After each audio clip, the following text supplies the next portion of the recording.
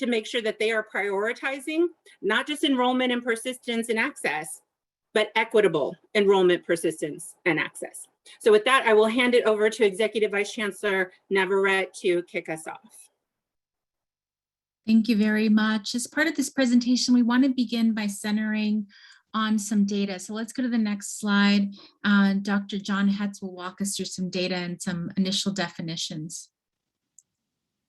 Good afternoon, everyone. I'm excited to always do the super boring, fun part of talking about what the definitions are. This is just some background for some of the abbreviations you're going to see. Academic year, very straightforward, AY. We're going to talk a little bit about data from the Integrated Post-Secondary Education Data System, also known as IPEDS. The nice thing about that is that type of data is something that's being used similarly everywhere. So it gives good ability to do comparisons between institutions. And then we're going to talk about enrollment, and we're going to look at a couple of different ways to think about enrollment. So there's a couple of fantastic folks on Twitter who talk about admissions and enrollment a lot. And one of the things they focus on is when someone asks them about enrollment, like how is enrollment doing? What does enrollment look like? The first question they always ask is, what do you mean by enrollment? Because enrollment means a lot of different things. One of the most common ways that people talk about enrollment is they talk about headcount, the total number of students that meet a defined set of criteria for who you're going to count as a student, just the number. Then you start to think about things like credit enrollments. How many individual courses are students enrolled in across an institution or a system like ours? And then you have things like full-time equivalent students, right? So trying to understand, if we thought about all the different students we have and all the different missions that we have, how many of them would add up to what people typically think about when they think about a student, someone who's attending full-time? And we have a couple of different definitions that we use in our system. We have a definition that we use that's estimated that we put on Data Mart, and they both rely on the same kind of underlying principle that you're trying to look at someone who would be attending for 15 class hours per week for a 35-week semester. Then that gets you to about 525 hours is what would typically be thought of as a full-time student. However, the way that it works with our attendance accounting is it has a very specific set of definitions that are too long to get into that depend on the class modality. I think if we want to have a separate hour-long discussion, we could have one that would compare these two. But then we also have an estimated version on Data Mart that looks at the sum total of hours that students have participated in various courses. So I'm going to turn it back over to Executive Vice Chancellor Navarrete. Great, thank you. Let's go to the next slide. So we started with some definitions, and I want to pull and elevate a key point that Executive Vice Chancellor Alvarado made, which was in March 2020, our first action was to identify what the Chancellor's office, what we could do as colleges and districts to support and enable the continuity of education. That was our first and only priority at that time. And what did we do with that first priority? One of the first things that you saw come out was an emergency temporary distance ed blanket addendum. What does that mean? It ensured that colleges could offer their classes in a distance ed modality, and colleges did so.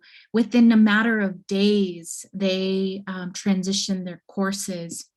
We also needed to figure out, how do we collect attendance for classes that do take attendance every day, or how do we count how many students we're serving in these classes? So we sent out a series of guidance around attendance accounting. We put a variety of efforts in place to ensure that our students were taken care of, because we knew this would be a crisis that would affect our most vulnerable students, and it continues to.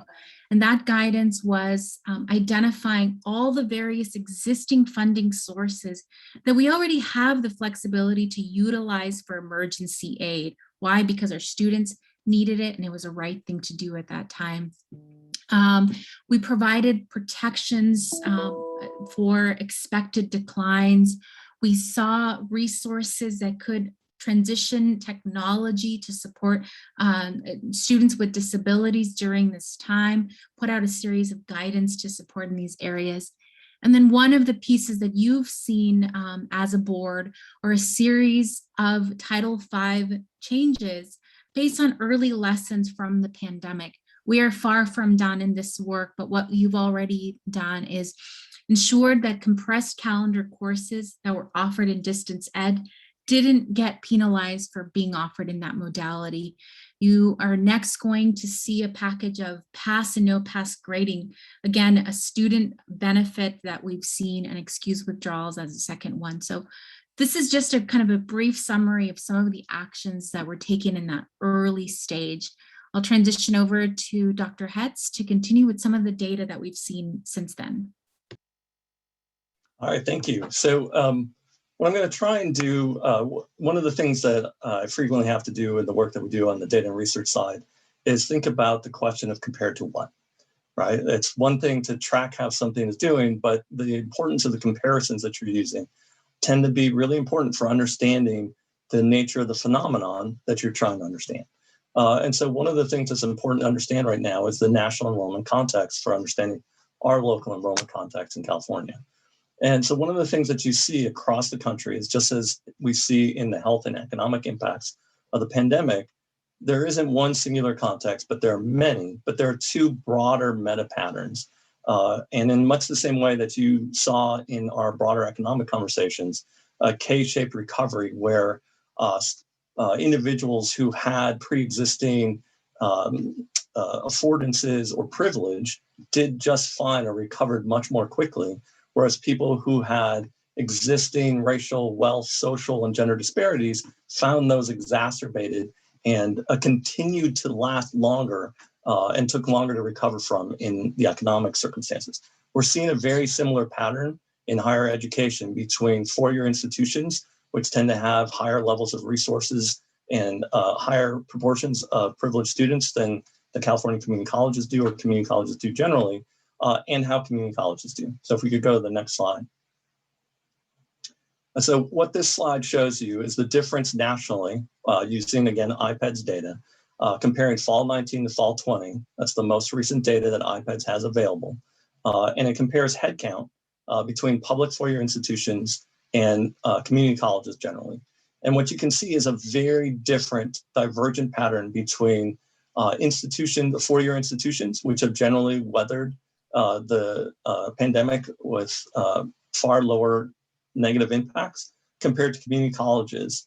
But as soon as you start to look at it, you can start to see that there are actually multiple patterns there within the community college community, or community college institutions, such that underrepresented students of color show larger declines. And you see a non-US resident impact that shows up for all of our institutions of higher education, where students, especially students who are international students, have struggled to continue to attend institutions of higher education in the US. Next slide. So that was the overall picture comparing community colleges nationally to four-year colleges nationally, public four-year colleges. I'm going to use the same data from national public two-year colleges and put our data for the California community colleges next to it. If we could just advance the slide. Perfect. And what you can see is the California community colleges are looking very, very similar to what's happening at community colleges across the country. A little bit worse for some groups, a little bit better for others, but we're showing the same patterns of disproportionate impact for underrepresented students of color, the same impacts for international students, and just the same overall decline. So our system is looking very similar to what you're seeing for community colleges throughout the country. Next slide. So why the differential impact? Why are we seeing this K-shaped pattern of recovery in higher education? And the reason is the students that are served by community colleges are fundamentally different student populations than those are served by four-year institutions. Community colleges are more likely to serve underrepresented students of color, low-income students, working students, students with dependent children, non-native speakers of English, first-generation college students, and older students. And there's a whole variety of work. And there's a set of links and sources at the bottom if you want to dig into these more, that suggests that these students groups are more likely to be struggling to pay for college generally. They're more likely to be struggling to pay for college specifically as a result of the pandemic. They're experiencing worse financial downturns due to the pandemic. There was just a nice piece by the Public Policy Institute of California showing that for low-income individuals, they continue to experience worse consequences of the pandemic. They're far more at risk for health impacts of the pandemic. They have greater precariousness of financial circumstances, meaning that they are attending college with a low margin of error. And so it's very easy for their education to be disrupted. And then the pandemic had bigger, very specific impacts on some of these students. Students with dependent children found themselves having to juggle having themselves at home, trying to do their education, and their children at home, and trying to manage an environment in which they now had multiple people trying to navigate an online education in a very small space. We also had older students who for whom navigating far higher health risks was something that they had to address when thinking about how they might attend college in person or not. And many of the colleges, or many of the students that we support at our colleges, require additional supports to initiate and successfully transition to higher education. And a lot of the things that we normally would do there broke during the pandemic. And so the result of this was massive disruption in college-going plans among community college-bound students. Again, there's a variety of sources that show that in the references at the end, but very large proportions of new students forgo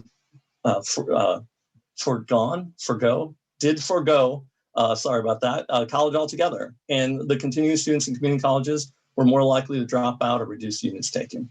And so that's the context in which our students are operating. And then just to give you a little bit more of a flavor, let me show you a couple of results from some national surveys. The next slide. So for students at community colleges, what you see is their financial circumstances have deteriorated for about a third of them. That makes staying enrolled in college challenging. So for both students in spring 2021 and in fall 2020, you saw basically a third of students with financial circumstances that were worse as a function of the pandemic. And that's for students who were still in college, right? So that hides a selection impact of the students who had the greatest impacts are the least likely to still be there. Next slide. And then when you look at who's struggling with affordability, our students, about 1 in 5, typically struggle with affordability of even community college. But the pandemic basically doubles that to make many students who were already precariously attached to education far more precariously attached. And so that struggle for affordability in one of the most affordable segments of education is real. Next slide. And one of the other things that's really remarkable about this, and so I put a bunch of things here at once, but they all show the same point. This is data from the community college, I'm going to forget what the third C stands for, of student engagement, community college survey of student engagement. I think I have too many C's and not enough S's, apologies. What that survey shows is that when you ask students about how much support they have, a lot of them don't know what supports are available for things like anxiety or stress or mental health issues. And the work by the Hope Center has showed when you ask students about whether or not they know about supports that were available either through the CARES Act or through just general emergency aid available through the college, more than half of students are not aware of the supports that are available to them. So we have a lot of students for whom we have the ability to support and have resources for them that have no idea that those supports exist at the community college level. Next slide. The other thing that we face is we are facing an environment in which for our colleges, it's exceptionally difficult to plan, right? So what you can see in this graph comes from a prospective enrollment survey done by our system, looking at what students' preferences were for online versus in-person classes. So we have about a quarter of students across demographic groups that would prefer to be all online. And we have about a quarter of students, give or take, that would prefer to be all in person. And then we have a whole set of students that would prefer a different set of blends of I would like to be more online, but have the option, or I'd like to be more in person, but I'd like the option. Those things make it exceptionally difficult for colleges to plan how to support all of the students when they have very divergent desires for the type of instruction they would like to receive. Next slide.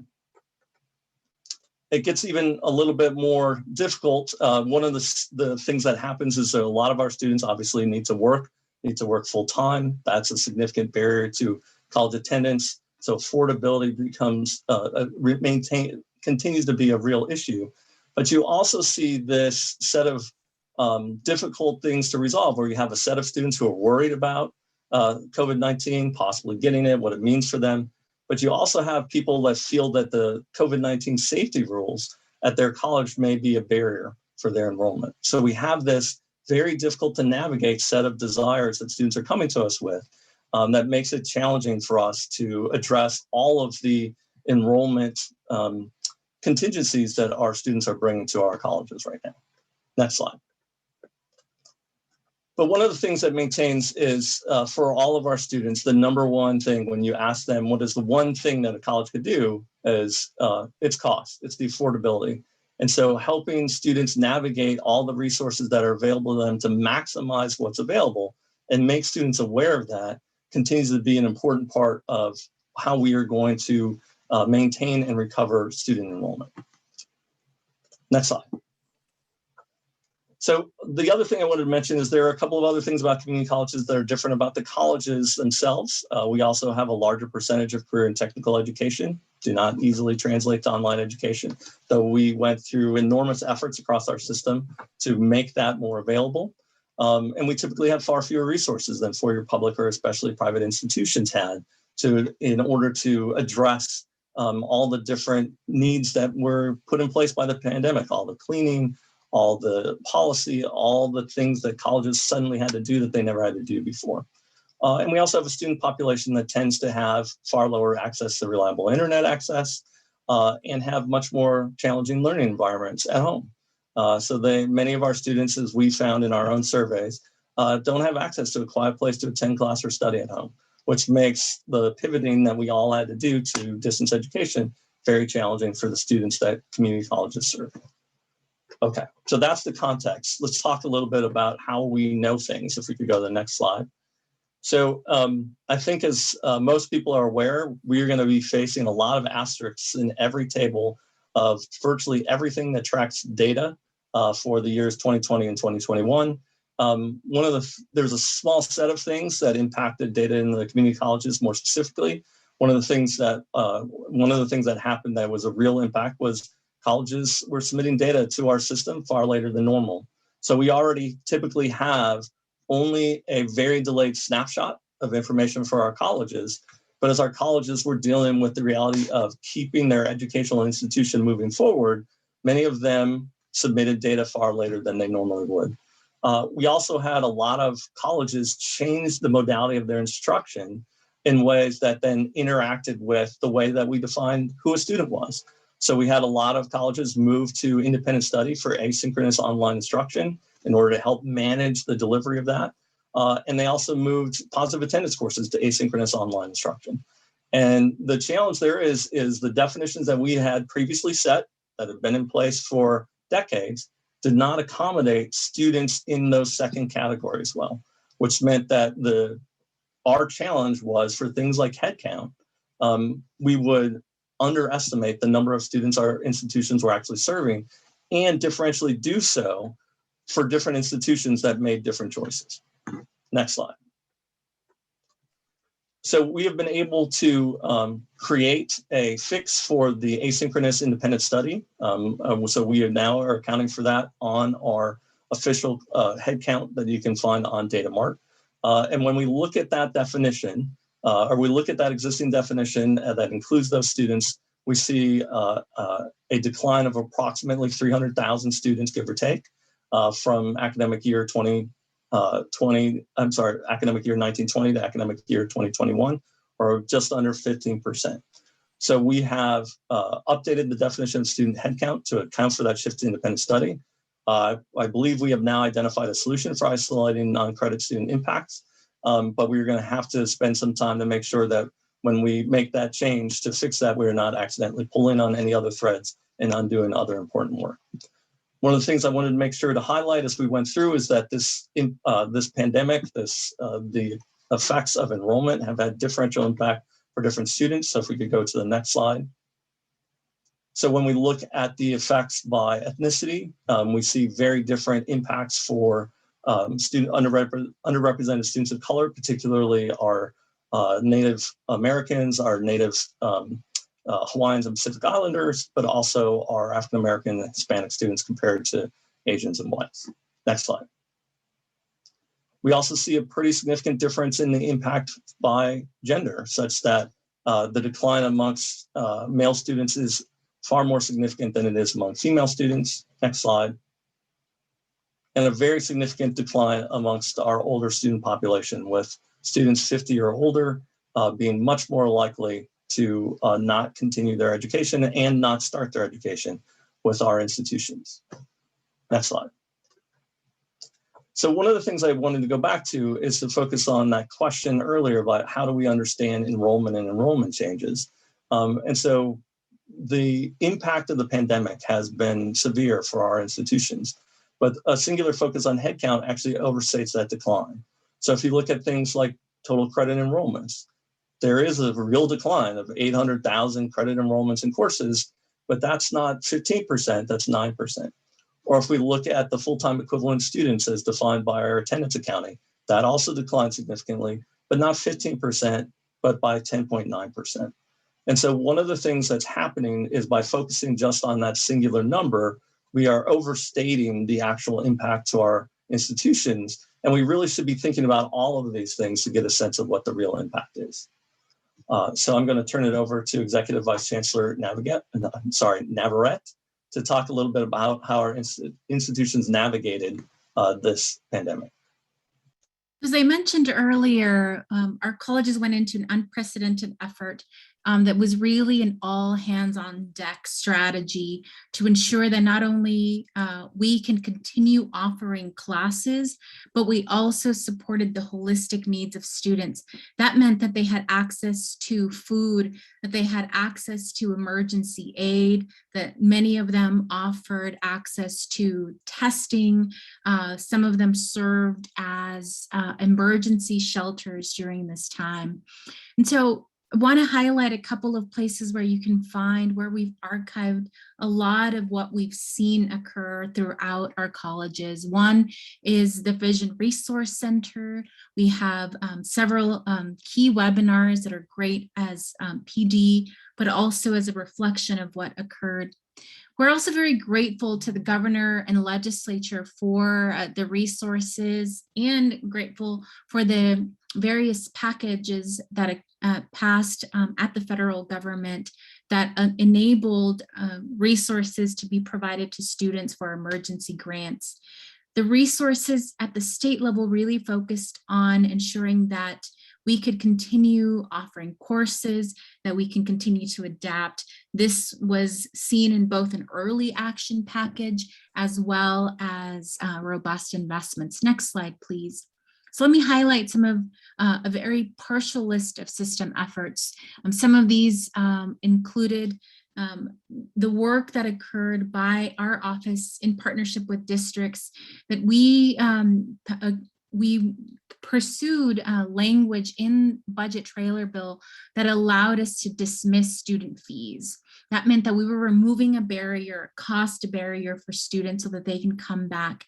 Colleges have used that work to re-engage students, to call students. Many of them have call centers. They're calling students to ask them to come back, letting them know that these fees have been dismissed. Another area where call centers have been deployed is around excuse withdrawals. As you know, the pandemic hit at the height of the semester. That meant that some students, as they were grappling with an emergency such as employment loss, many of them sought for an EW. Colleges have been re-engaging students by bringing them back, by reaching out to those particular individuals. And the various executive orders that you've seen have provided some flexibility that has been student-centered. And I won't highlight all of them here, but the investments that we've seen in some areas, such as outreach, has been very targeted, very different than what we've seen before. Not just blanket approaches, but really looking at which communities have been affected most. Yes, go ahead. Let's go to the next slide. And so we're also reimagining packages of emergency aid by not just thinking about the emergency grants, but ensuring that they have access to support such as CalFresh, such as FAFSA completion, and any guidance needed. The work that is in many ways been led by our students around basic needs is critical to this work. I mentioned already call centers. Many of our campuses, if you saw our webinar on October 20th, some of our campuses have also transitioned into offering campus caring initiatives, recognizing that a student comes back because they have a caring adult that they can turn to find the supports that they need to continue to succeed along every step of the way. It's someone they can turn to and confide to share what else they need in on their journey. And can't emphasize enough the work that we've seen happen through focus groups, surveys, to help us understand which communities have had the greatest disproportionate impact in enrollment and how we can tailor our supports and strategies to them. Next slide, I'll turn it to John. So Dr. Navarrete, I just wanted to suggest a possible change in the order here, since I know some of our co-presenters have a hard stop.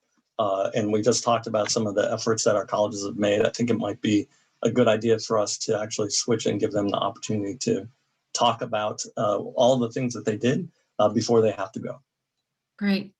So we're going to pause. We're going to take the slides down here, and I want to introduce some key guests that we have here. I mentioned some of the key strategies, but rather than me telling you a list of comprehensive strategies, want to invite one of the great presidents of our system, a champion for students, but also a champion for equity, to highlight some of the work that we've seen and what's been critical during this period from San Diego Mesa College President Pam Lester.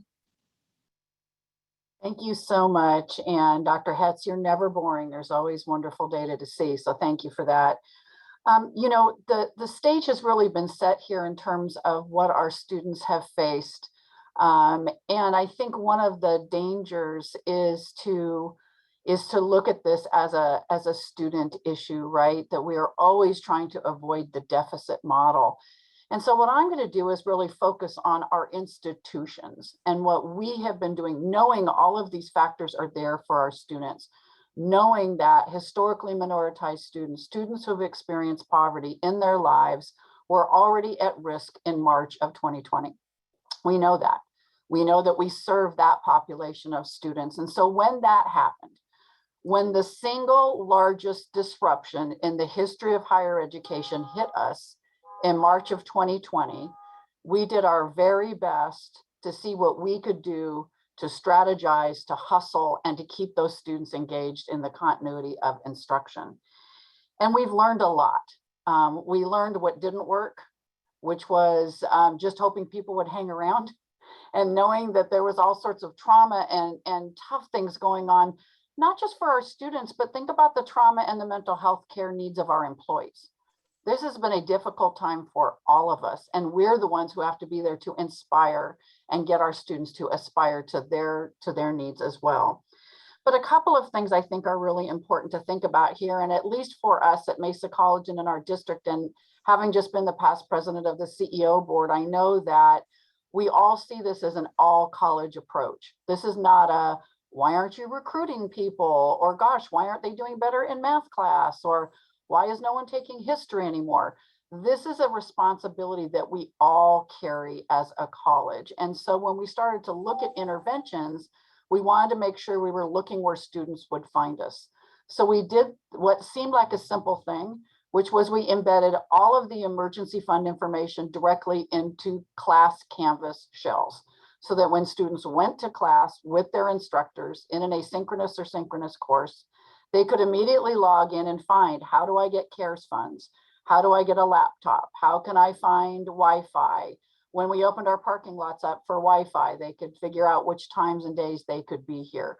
So we wanted to make sure we went intrusively and intentionally to where the students were.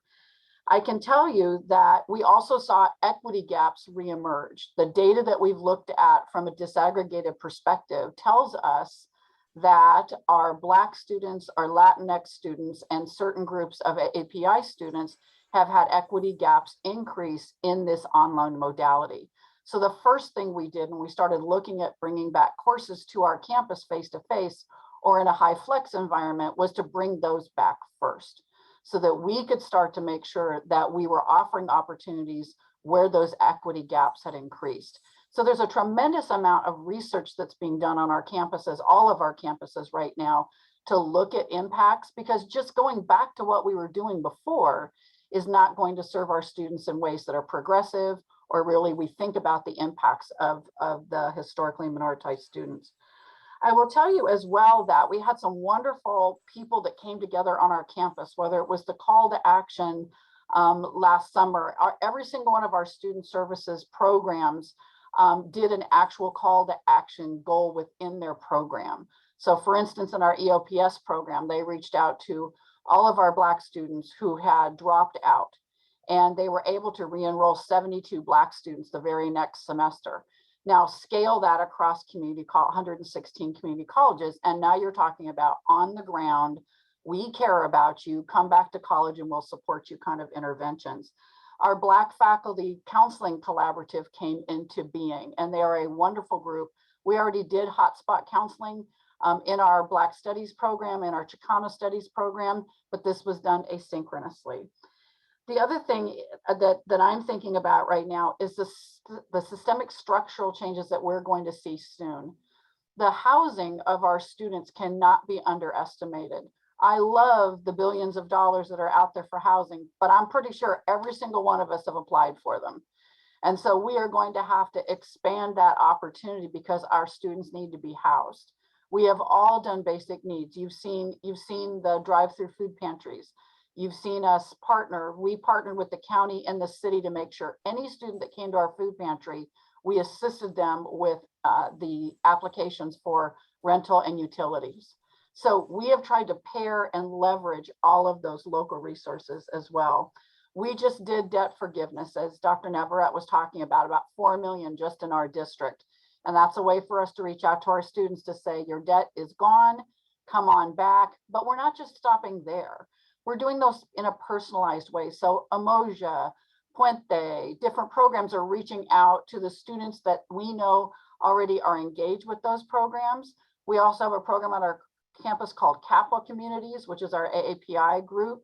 And we were just awarded the first regional grant, or the first in our region, Anna Peasy grant here at Mesa College. And so we'll be focusing on retention for our AAPI students as well. This is a yes and environment right now. This is a yes, we're going to do this, and we're going to do this, and we're going to do this. And I think Dr. Lowe said it earlier, we're leveraging everything we have. We're pushing and pulling levers. And I think one of the phrases that I hate the most is we're back. We never left. We never left.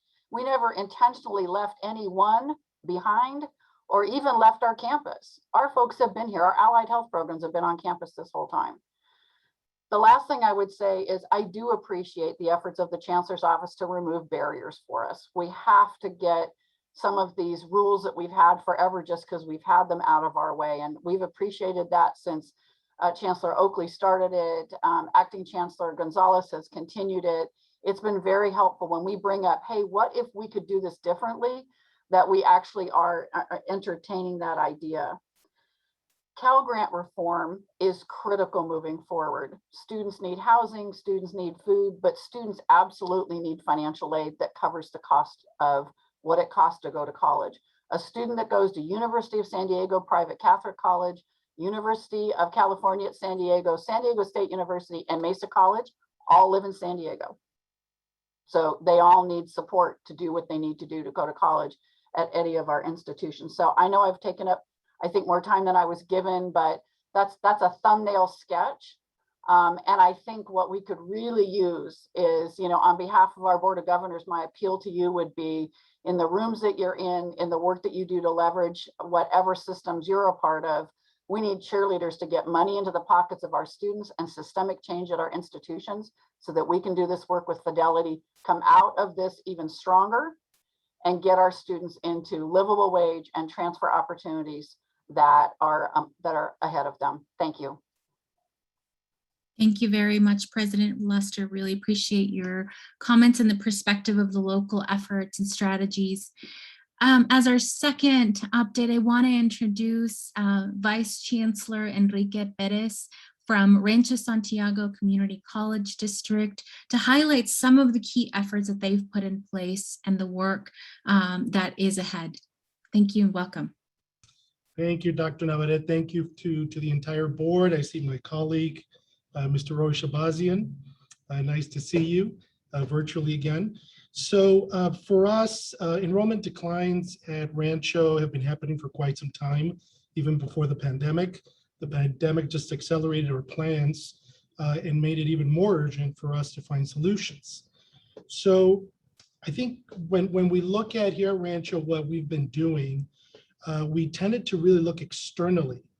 When enrollment is declining, we look externally. What can we do to increase our outreach? Do we need to increase our marketing dollars? What are we not doing with partners? And so I started to have discussions with the colleges that just like we do in our personal lives, sometimes the problem is not just external and we got to look at ourselves. And so just like we did with Guided Pathways and talked about how we were not ready for students, we started to really have discussions at both colleges at what are we not doing internally? What is going on internally? So we conducted, we put together a plan where we were going to start looking at ourselves and then started to look externally. So we did, internally, we focused on an enrollment process audit because it's not breaking news that we do not make it easy for our students to enroll. So we looked at everything from A to Z. When our students try to enroll, what are we facilitating for them? Where are the barriers? What do our websites look like? When they call in, who do they get? How long before they get a call back? Do we need to figure out a better way to get back to them and get them answers? And so we did start with that enrollment process audit. Second thing we did was we have a call center. We have a centralized call center for both colleges, staffed by staff as well as students.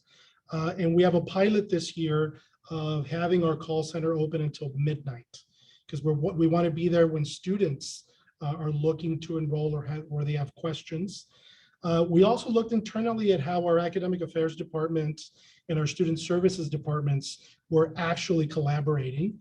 And we mapped out who did what the roles and responsibilities were. We look at where there was duplication of efforts and really where communication could be increased. And so we took a look at that. We also increased the number of calls that were being made from our student services department to students that were under-enrolled, did not come back, were having issues. And so just old school getting on the phone and calling students. We also restructured a number of departments at both colleges. Primarily, we really restructured our public affairs office. I'm not sure there's another district in the state that has both PIOs at the colleges reporting to the PIO at the district office. We're going to try that because we want to try some new things, and it's been working. It doesn't impact our colleges and their individuality, but it does help us to have a district-wide message and stay on message. And lastly, we increased our marketing dollars. So I think in a lot of ways, this made us take a look at what we were doing and really educating both our colleges on the difference between branding, marketing, targeted marketing, ROI, and really going where students are. So we were able to speak with both colleges and at the district office, make a larger investment in targeted marketing where we could show what's working, what isn't working, what messages are not resonating with students, and using some new platforms that we had not used before, such as TikTok, which I'm not a big user of TikTok, but it seems to resonate with our students. Externally, we really took a look at what were the areas of opportunities for Rancho. And for us, it was dual enrollment and career education. Those were the lowest hanging fruit and areas of growth of opportunity. So we focused there.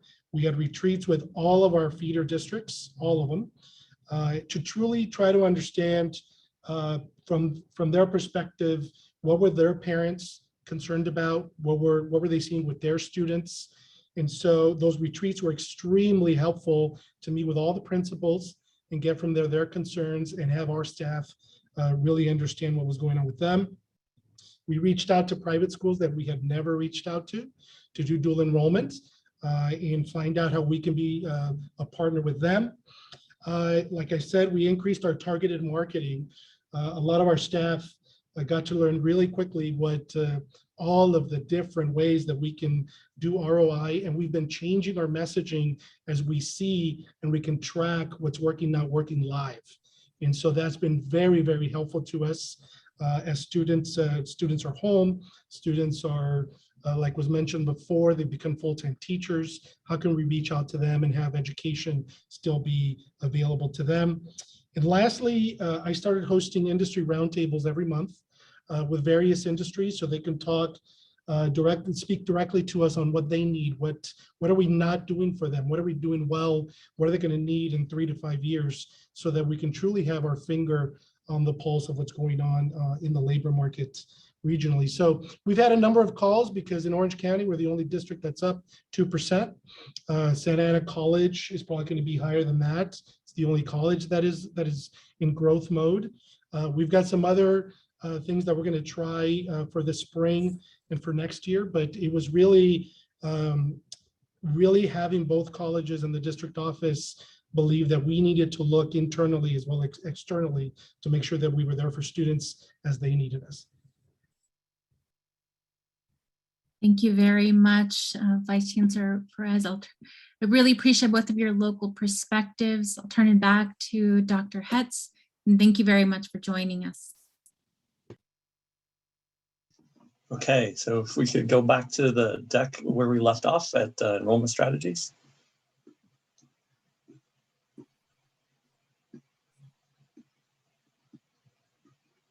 Excellent. Okay, so that was a fantastic way to kind of lean into some of the things that we are facing as a system. And I think you heard some of the conversations that we've already been having as a system for some time come out in some of that.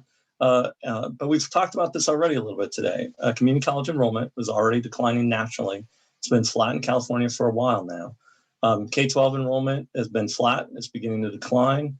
We had a record decline this past year. It's projected to decline by more than 10% within the end of this decade. Population growth in California is at its lowest point since the 1800s, right? So not last century, the century before last century. And there was a variety of work looking at the consequences of the Great Recession and what that was going to mean for higher education enrollment. And they were already projected to decline by about 15% nationally starting in 2025, which is, roughly 17 to 18 years after the Great Recession.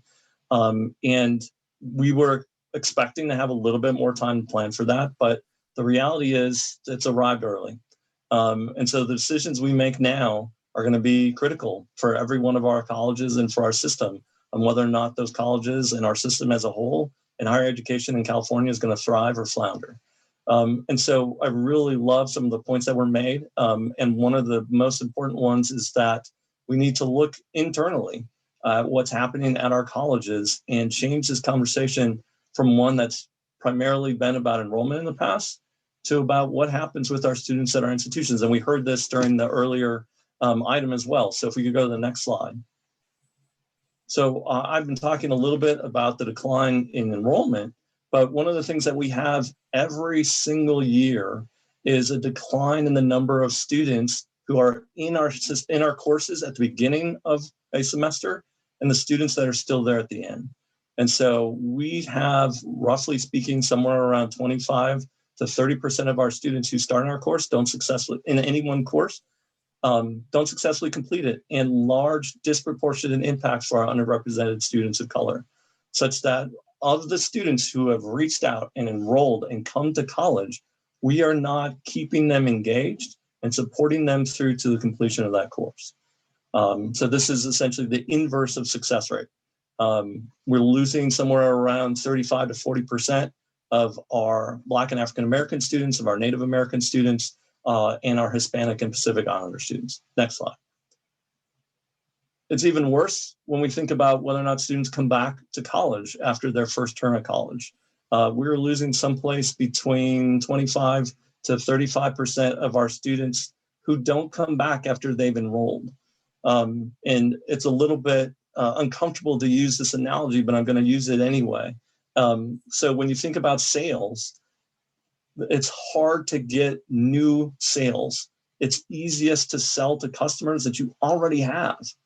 And the same thing applies here in education, right? It's easiest to maintain enrollment with the students who've already crossed the threshold into our colleges. And we lose huge proportions of those students every term who have enrolled in our college, engaged with our college, and do not come back. And so I really appreciated the perspective of us needing to lean in and think carefully about what's happening at our institutions, because our engagement with the students that we have is not maintaining their relationships with our institutions. And then we zoom out further to the biggest picture, next slide.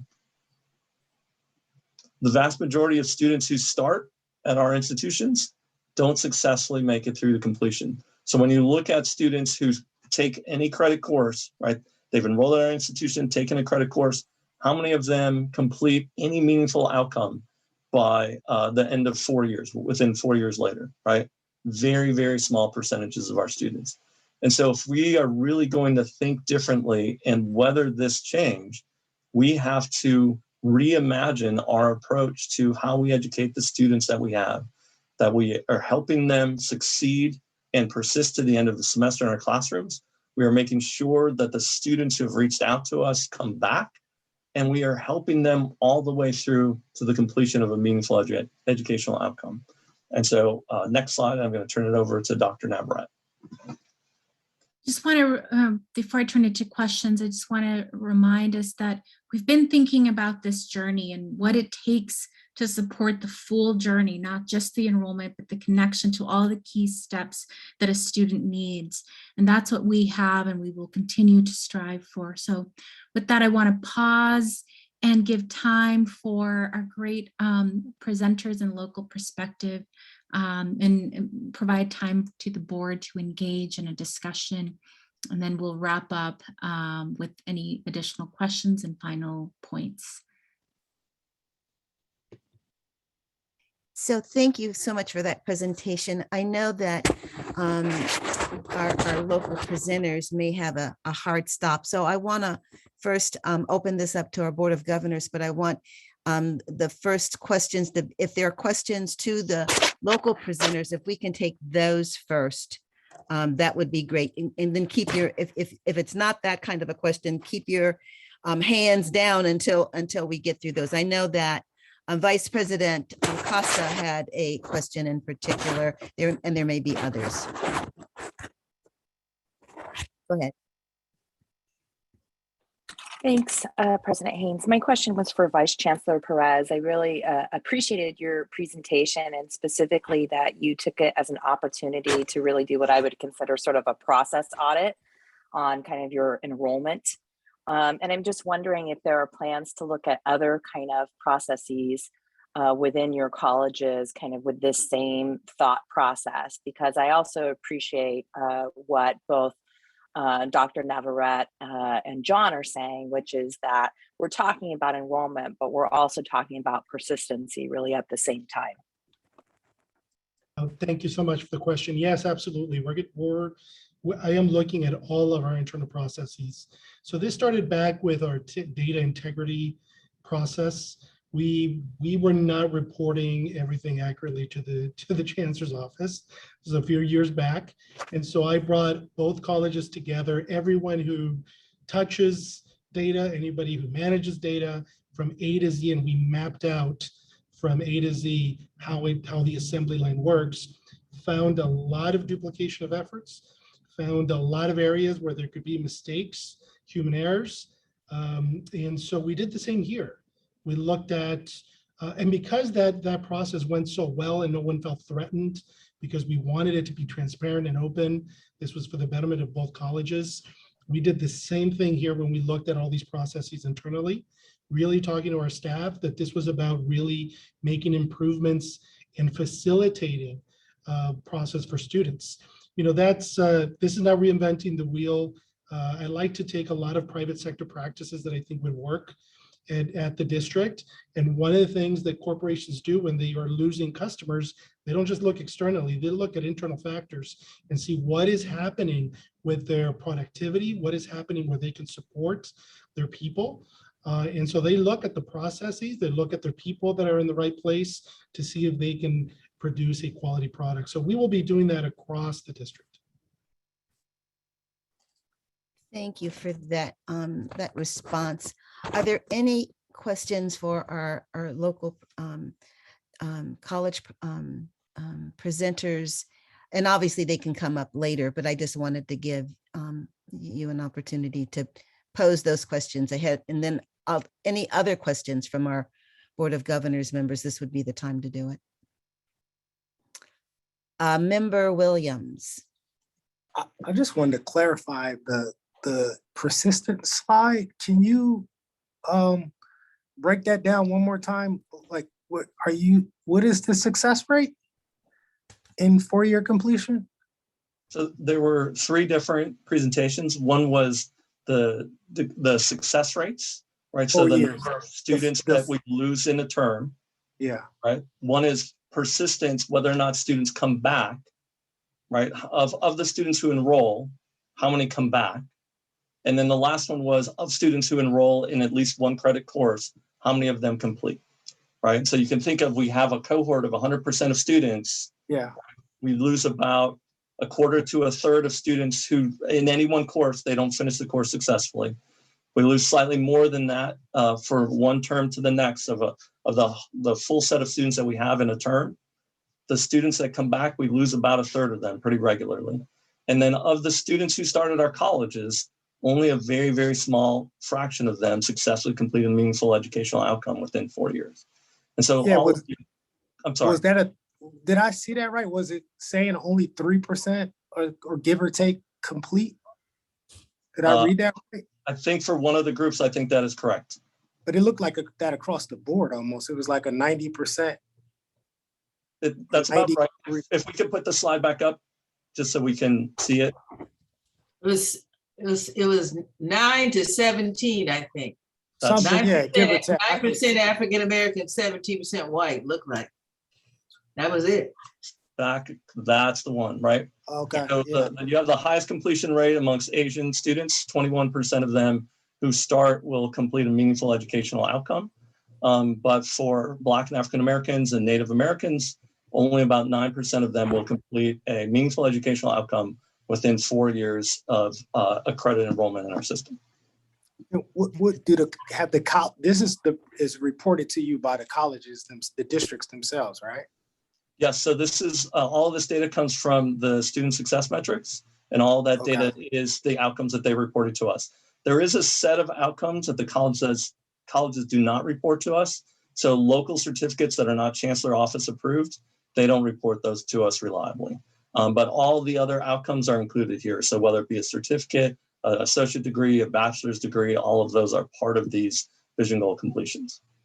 Now, last question, is there any kind of funny thing where like the college says, well, if you push this out to 5 years, then the success rate drastically changes? Like it does not. It goes up incrementally over time. Okay, right? Thank you.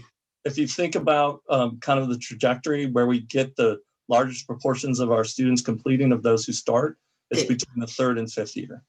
Okay, thank you.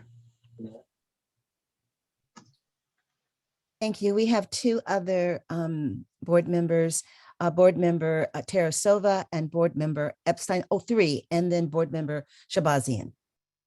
Thank you, President Haynes. As a board, we have a lot of conversations about the declining enrollment and how do we address this. And I think this presentation really challenges us as a board to think about the student journey as a whole. We continue to talk about the students are struggling. I heard it personally even when visiting Sierra, LA Valley, and Napa Valley colleges. But if we continue to focus only on enrollment without helping students staying enrolled by providing necessary resources, it's going to remain to be the never-ending cycle, as students upon enrollment need even more help and support to stay enrolled in our community colleges. The structural issue is that students are struggling to continue their education. And as a student myself, I can personally attest to that. If not for the EOPS program that I'm a part of, I don't know if I would continue my educational journey. So we definitely need to continue to invest in the programs like DSPS, MESA, TRIO, statewide, who do a lot of the legwork to help us retain the students and provide the necessary support and guidance. And I understand that people are tired, faculty are tired, students are also tired, but we refuse to give up. And after such insightful presentation, we clearly have some work to do.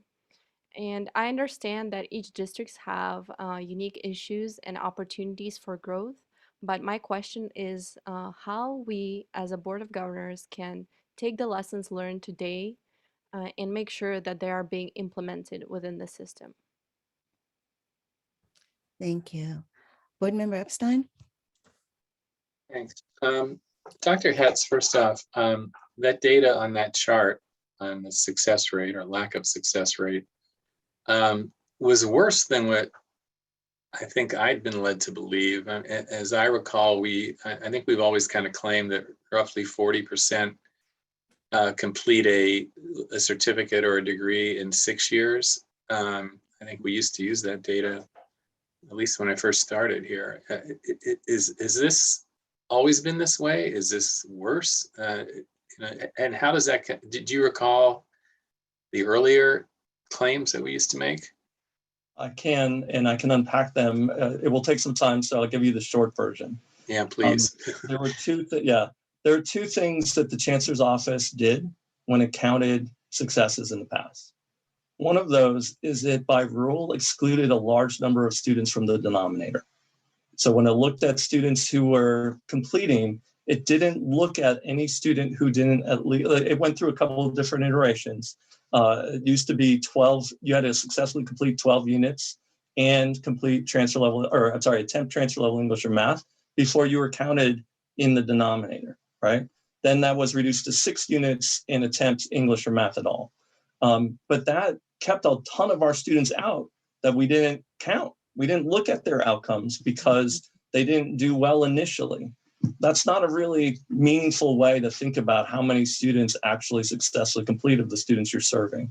And so one of the things that the student success metrics did is it actually rethought like how to think about what that cohort is and who we should be held accountable for. The second thing that was a real problem with the previous way that students were counted was that we counted as a success, as an outcome, students who successfully completed 60 or more transferable units, even whether or not they transferred to a CSU or UC or any other institution or got a degree. And in a lot of ways, that's not really a success for our system if they accumulated 2 years worth of credits, but got no other outcome. And so those two big changes really meaningfully change how we understand how successful our students are. And so this is, I think, it will be a shock as people adjust to this over time for sure. But I think this is a more clear-eyed view of how successful our students are in a way that doesn't disappear large numbers of the students that we serve from the denominator. I really appreciate that. I'm shocked and saddened that that's the reality, but I think it's important to have this kind of transparency. And I'm kind of wondering if our whole vision for success goals are based on this data or the old data or some combination thereof? And I don't think we can address that now, but I'd love that to be addressed at some point in the future. And just the last thing, I want to thank the presenters. I love hearing these success stories. I kind of wish we'd have had this this agenda item 6 months ago, and we could have been more proactive in sharing what colleges are doing to help other colleges achieve more. And I hope, but I also think the focus of the vision for success and the funding formula, colleges, a lot of these colleges resisted the funding formula for a long time. And this shows that the funding formula is the only thing that's going to save them if they can achieve this kind of persistence and success, because enrollment ain't going to do it. And so I just hope we keep a sharp focus on this and are relentless in both reaching out to students who have left us, particularly, and I'm doing all the other stuff, the dual enrollment and everything, but also in surrounding the students we do have with support so they can finish, complete what they came for as quickly as possible. Thank you for that. Member Shabazian? Thank you. In addition to the two presenters from San Diego and Rancho Santiago, wanted to acknowledge the public comments that were given in written form that are attached to our agenda item from 11 colleges. And I'm going to say their name because they took the time to write in about this. Cuesta College, Cypress, Cerritos, Fresno, Clovis, Merced, West Hills, Coalinga, Modesto, Taft, Madera County, and also Lake Tahoe. Some great work going on across the state at various colleges. It's encouraging to hear about that. I also wanted to mention something that when we were on the listening tour at LA Valley College, the president of the college urged us to take a look at CCC Apply. I know that's something that's probably been looked at many times. And probably some degree of balance is necessary because I know we had this issue of fake students enrolling. But to the extent that we can make that application process as smooth as possible for real students who want to come and take our classes, let's keep working on that. Thank you. Thank you for that. I don't see any other. Oh, yes, I do. Member Shaw. Yes, I just wanted to say that I too was shocked, like Tom was, because I thought it was higher too. But again, this is just gives us more evidence about the importance of the programs like Umoja and Puente, because I believe their numbers are higher than, let's say in the African American community, they're higher than 9% of the students moving forward. So that's one thing. But I was just curious. I had a question, Dr. Hatz. What's the high? Do you have any idea what the highest rate has been in the past? Do you have any sense of what the So let's say that's 10 or 15 years ago, what were the rates? So unfortunately, I don't have data using these metrics that go back that far. What I would say is in the past 5 years, it has been trending upwards, which means that it was a little bit worse in the recent past. Yeah. And I think that kind of pulls together a couple of different threads. Member Epstein's comments about the importance of the student-centered funding formula, the different ways that the vision has been referenced. Our system has been making really meaningful progress. I think one of the realities is we hid the reality of what was happening to our students from ourselves for a very long time. And so it's going to take us some time to really absorb what that means and change our institutions and our system for the better. So the 9%, I'll call it success rate for African Americans, used to be lower? Yes. Yes. My God. Okay. Thank you. I hesitate to say you're welcome, but I'm happy to help. We have two other hands up. Member Perry and then Vice President Costa. Thank you. Yeah. Thanks. I think Dr. Hatz. Yeah, thanks a lot. No, I think this is. This is really good. It's profoundly troubling. I think yes. We're looking at every member of the board, and we're all sort of going, okay, but this is really helpful because it's an extraordinary wake-up call. So, and it's sometimes hard. I think we all get so much information from the staff that works so hard in these meetings. I kind of want to make sure we hold on to this particular one because it obviously underlies and undercuts so much of the work that we do. As Member Tarasova mentioned, we do have programs that have proven beneficial outcomes. Like Emoja, we just heard a lot about that, EOPS.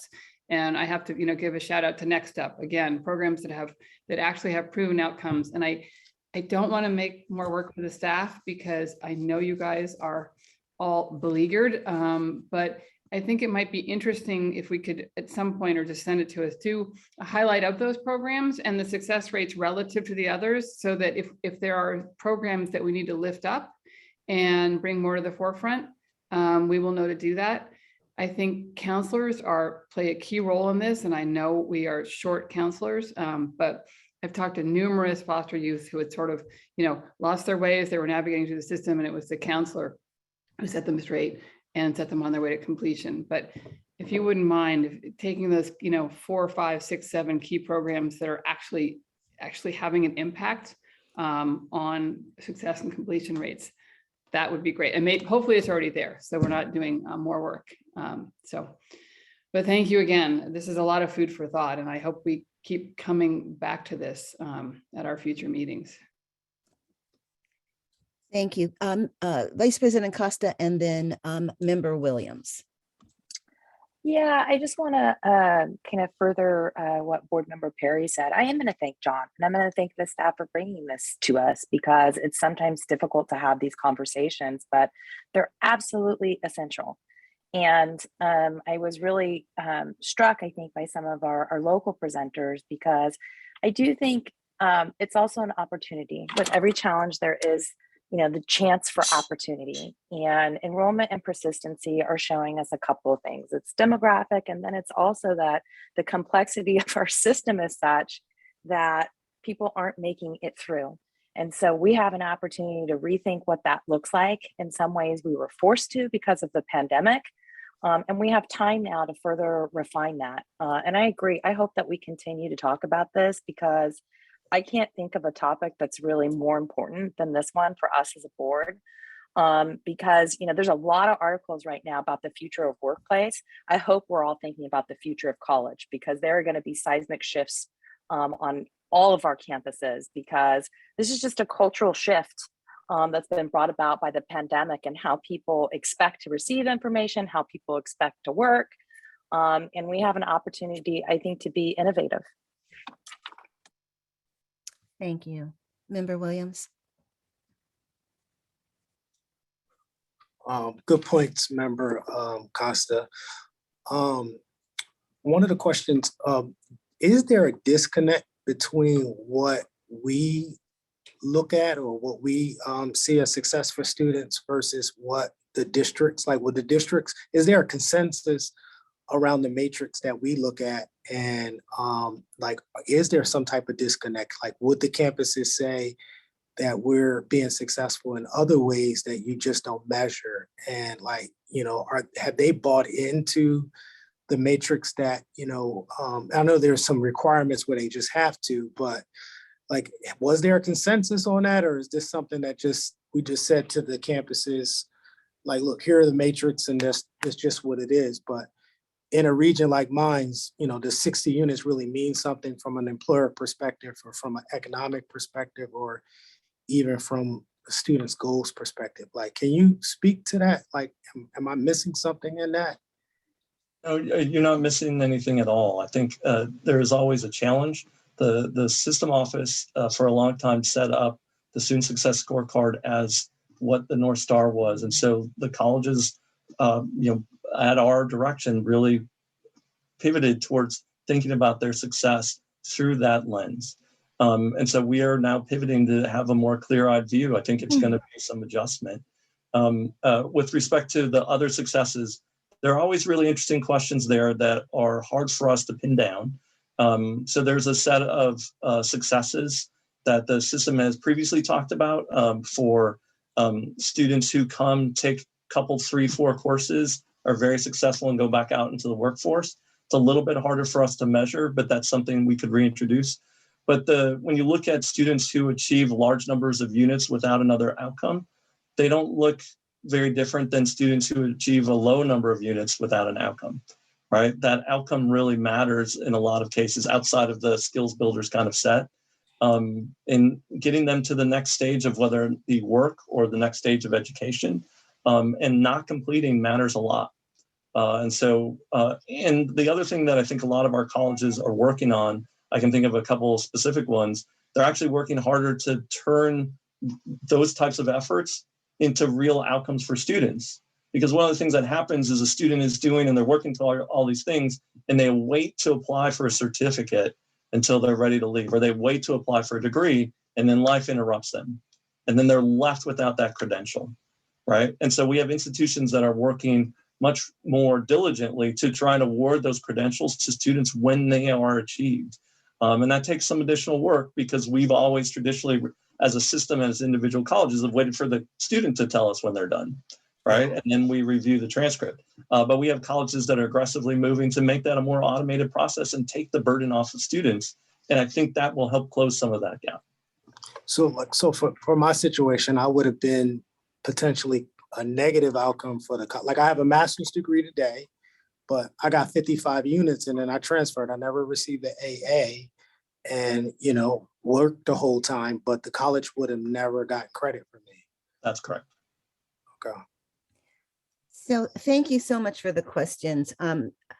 Obviously, this is going to be, we're going to make this a high priority in the BOG retreat in 2022. There's a number of questions that you asked that raises the opportunity for us to discuss them further. So I need to know if there's any public comment on this issue. But thank you, board members. The public comment period for item 5.3 is now open. Please use the raise hand feature. If you're calling into the meeting, use *9. Member of the Chancellor's office will call on you and allow you to address the board. You have a maximum of 3 minutes. We did receive 11 written comments on this item, and I'll hand it over to Christina for the details. And if you can make those very concise, Christina, that would be appreciative. Certainly. Board President Haynes, for item 5.3, there were 11 written comments received by California community colleges and districts. These comments are posted to the board docs agenda for viewing. My colleague Gary will call on those who are with us today on Zoom that wish to provide live verbal comments to the board. For those who have already submitted their written public comment, we have received your comment, and please ask that you do not raise your hand to allow others time to comment. Thank you. Thank you. We have several hands raised right now. Let's start with Rebecca Dahl. You have control of the mic and can address the board. Yeah, hi board. I wanted to actually congratulate you on what the colleges did last year. When they transitioned to online, I have a dual enrolled student who is, I was only 15 at the time, and I was very impressed with how her geology class with lab transitioned to online. I have 2 students who are in our district called access students who have disability services. My older student is eligible for financial aid, but that requires that he take 15 credits each semester for 4 semesters, and then his aid ends. Based on your guidance from May 7th, the advisory that was sent out, our district has decided to not only enforce your recommendations, but also to pull almost every single synchronous online class starting in spring, which means that he cannot complete his AA for transfer. There is no way, because there are no online labs. There are no online, most of the history classes online have no Zoom. They have no instruction whatsoever. To get extra time on I noticed that the metrics that everyone was looking at were all based on ethnicity, but no one actually looked at what's happening with your students with disabilities and how the last year and a half has impacted them, and how many of them, because they can't get the right modality for their learning, are dropping out. They're losing hope. I mean, why continue with 4 semesters when you already know you can't finish, or that your financial aid is going to be pulled before you can finish? They can't look at a different community college to take the classes because the financial aid doesn't go with them. It's attached to the first college that they took their first semester of classes in. So if you want to look at overall outcomes, you need to look at the fact that how the financial aid is attached to the student and how you're treating your disability students, because they're already at a disadvantage when this started, and they're even further behind. And when you've got districts forcing college counselors on campus or putting them on permanent leave, the shortage of counselors is only getting worse. Students don't get access to counselors. My kids are lucky they have a parent advocating for them. It shouldn't take 3 to 4 hours of me helping my child between phone calls and emails to get them extended time on an online test. That is unacceptable. What about the students who don't have someone advocating for them? Thank you. Next speaker, we have Wendy Brill-Weinkoop. You have control of your mic and can address the board. Hi, good afternoon. Wendy Brill-Weinkoop, President of the Faculty Association of the California Community Colleges. The per student funding at the community colleges remains much lower than California's other higher education segments. With hold harmless, the decline in enrollment gives us the opportunity to invest more significantly in our students.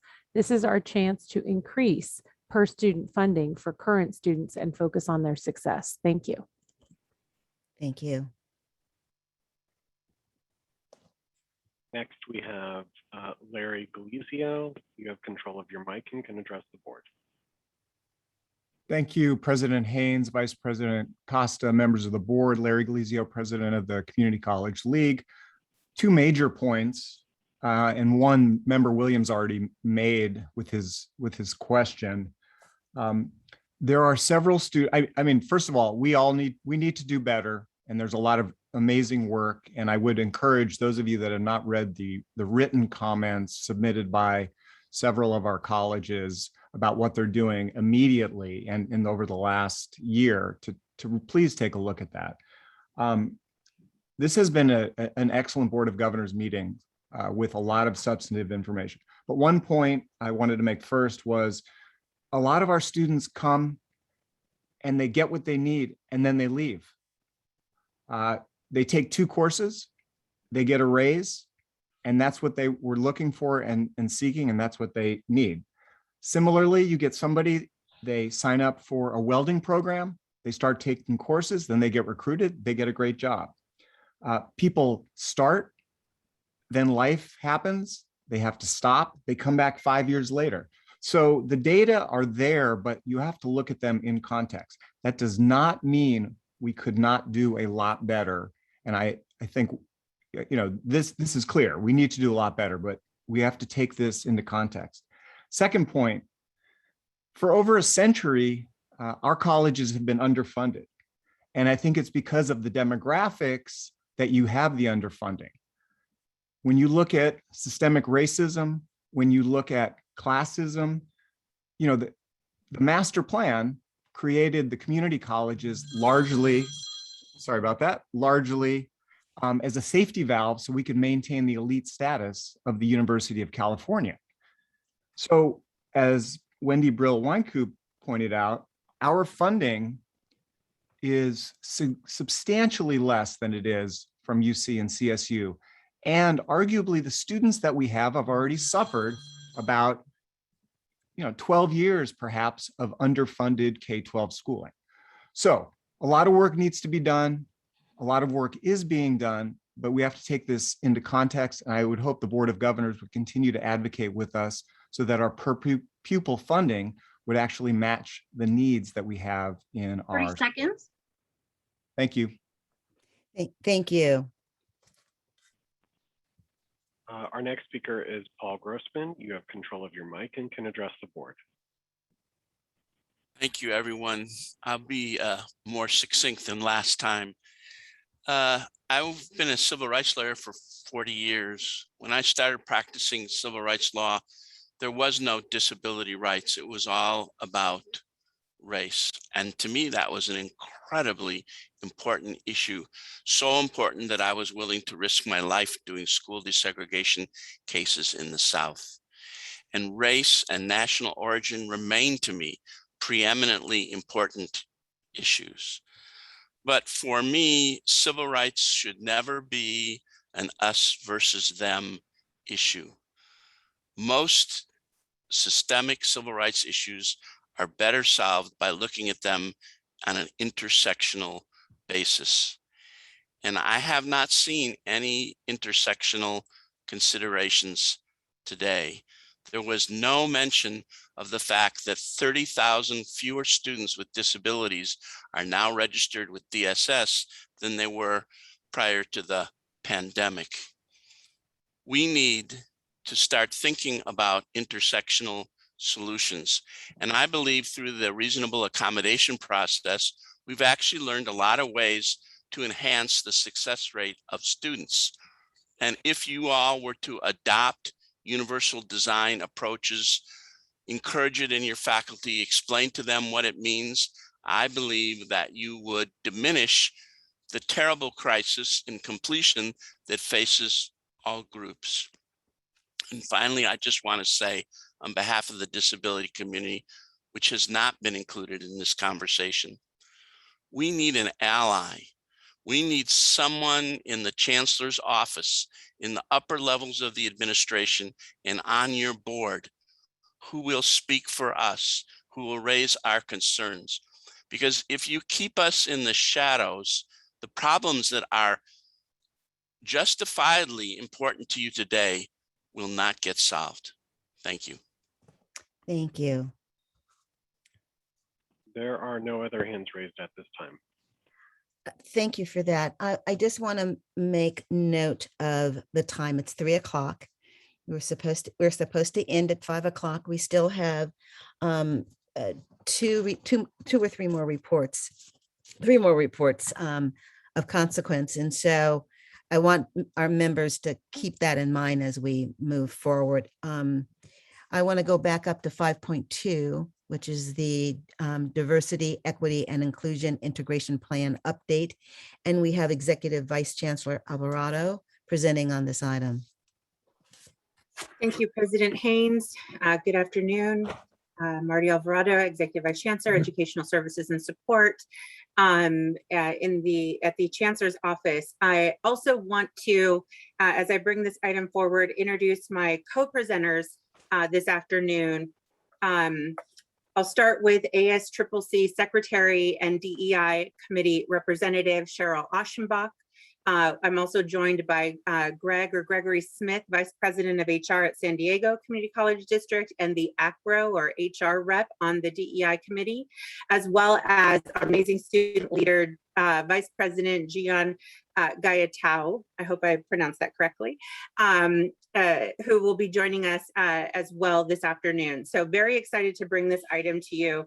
I will own that I've had a lot of thoughts swirling in my head as I've been thinking about how to introduce this item, given the conversation, the presentations that have been happening, but also the conversation that has been occurring as a result of the items that were brought forward.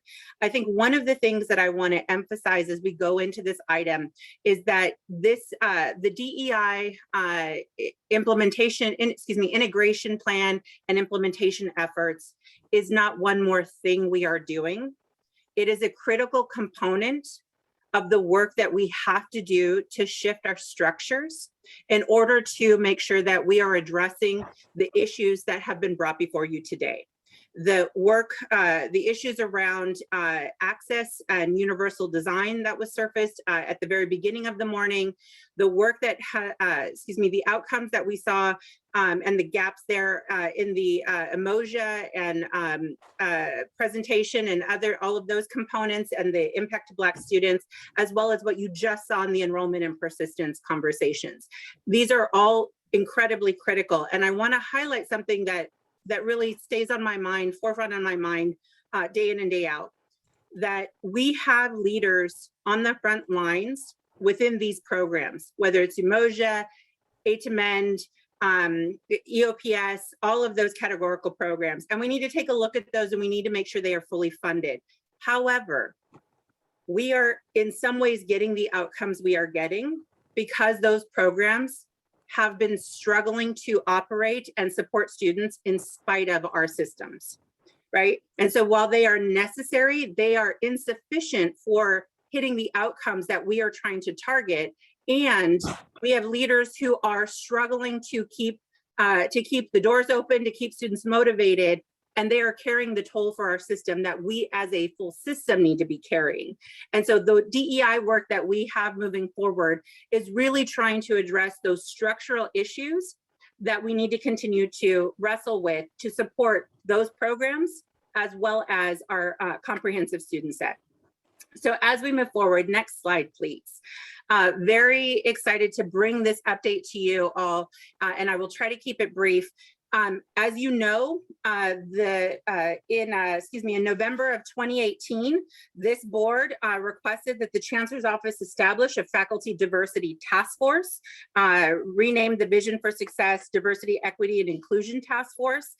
Over that period of time where the task force convened, they identified 68 recommendations that several association groups across our system have been engaged in over the past 2 years or so to try to work to advance those 68 recommendations. What I want to call your attention to here is that in June of 2020, we acknowledged, perhaps not in these words, but we acknowledged that our tendency towards incrementalism or taking our time to approach and move reforms is not going to cut it, that we needed to ensure that we had a sense of urgency, an appropriate sense of urgency, given the impact that our actions have on our students. And so as part of the call to action that was issued in June of 2020, this board required that we shorten the time for the full implementation of those 68 recommendations. Next slide, please. What I also want to highlight for you all, as you're aware, is that in June of this year, 2021, we augmented the call to action update with an intentional focus on 2 additional items. Post-completion outcomes, which is what I've heard a lot of you talking about, both the employment outcomes as well as the transfer outcomes. So what happens to students once they leave our system? Again, is it enough that they came here, or is there a value add once they leave us? And then the alignment of our investments and our resources. And this goes back to my opening comments. We have to be using all of our resources to shift our structures to ensure that we are creating the environments where our students, the students we have right now, are going to thrive comprehensively. Next slide, please.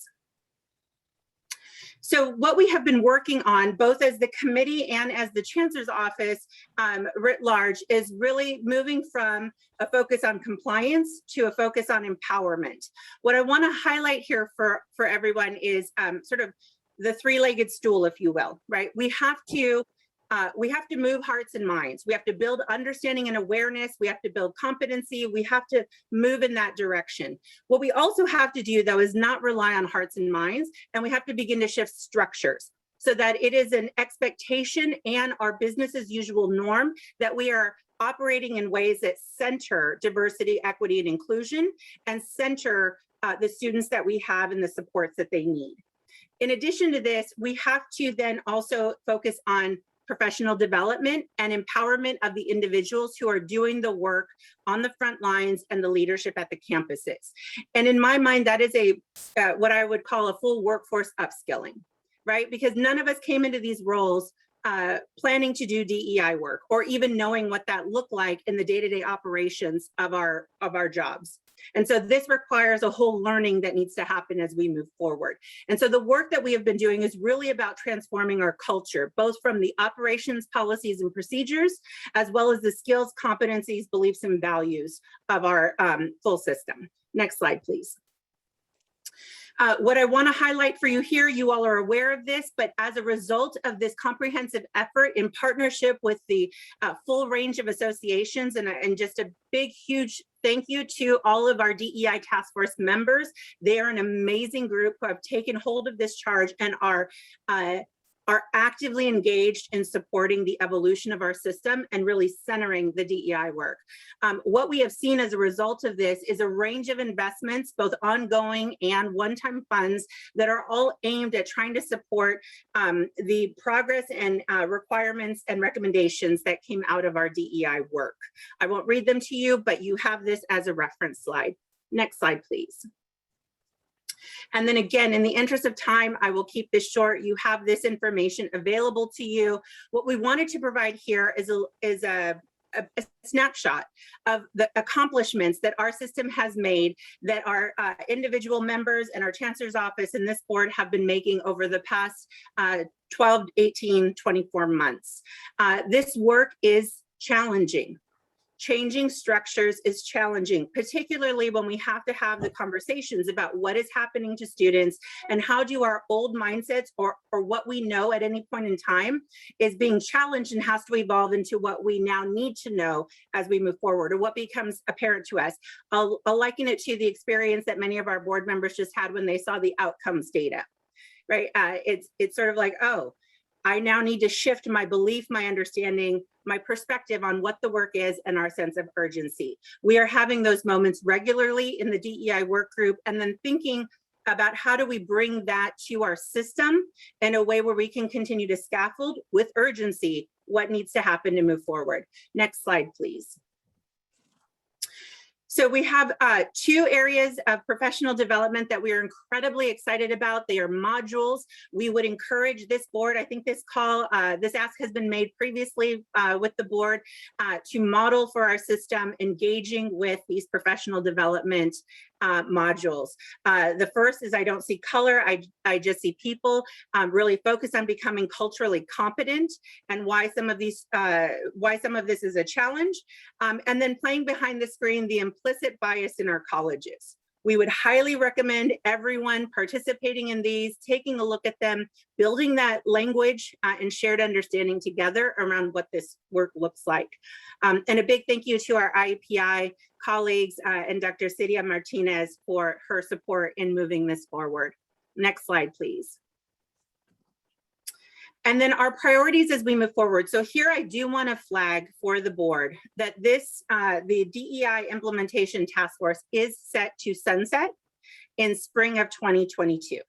This was never designed as an ongoing permanent work group. The work will be done. We will be wrapping it up in spring of 2022, bringing regulations forward that you're going to hear about in a few minutes from our speakers. But this work has to continue beyond the task force and really embedded within all of the work that we do on a day-to-day basis. It can't be something that only happens in this side committee or in one committee.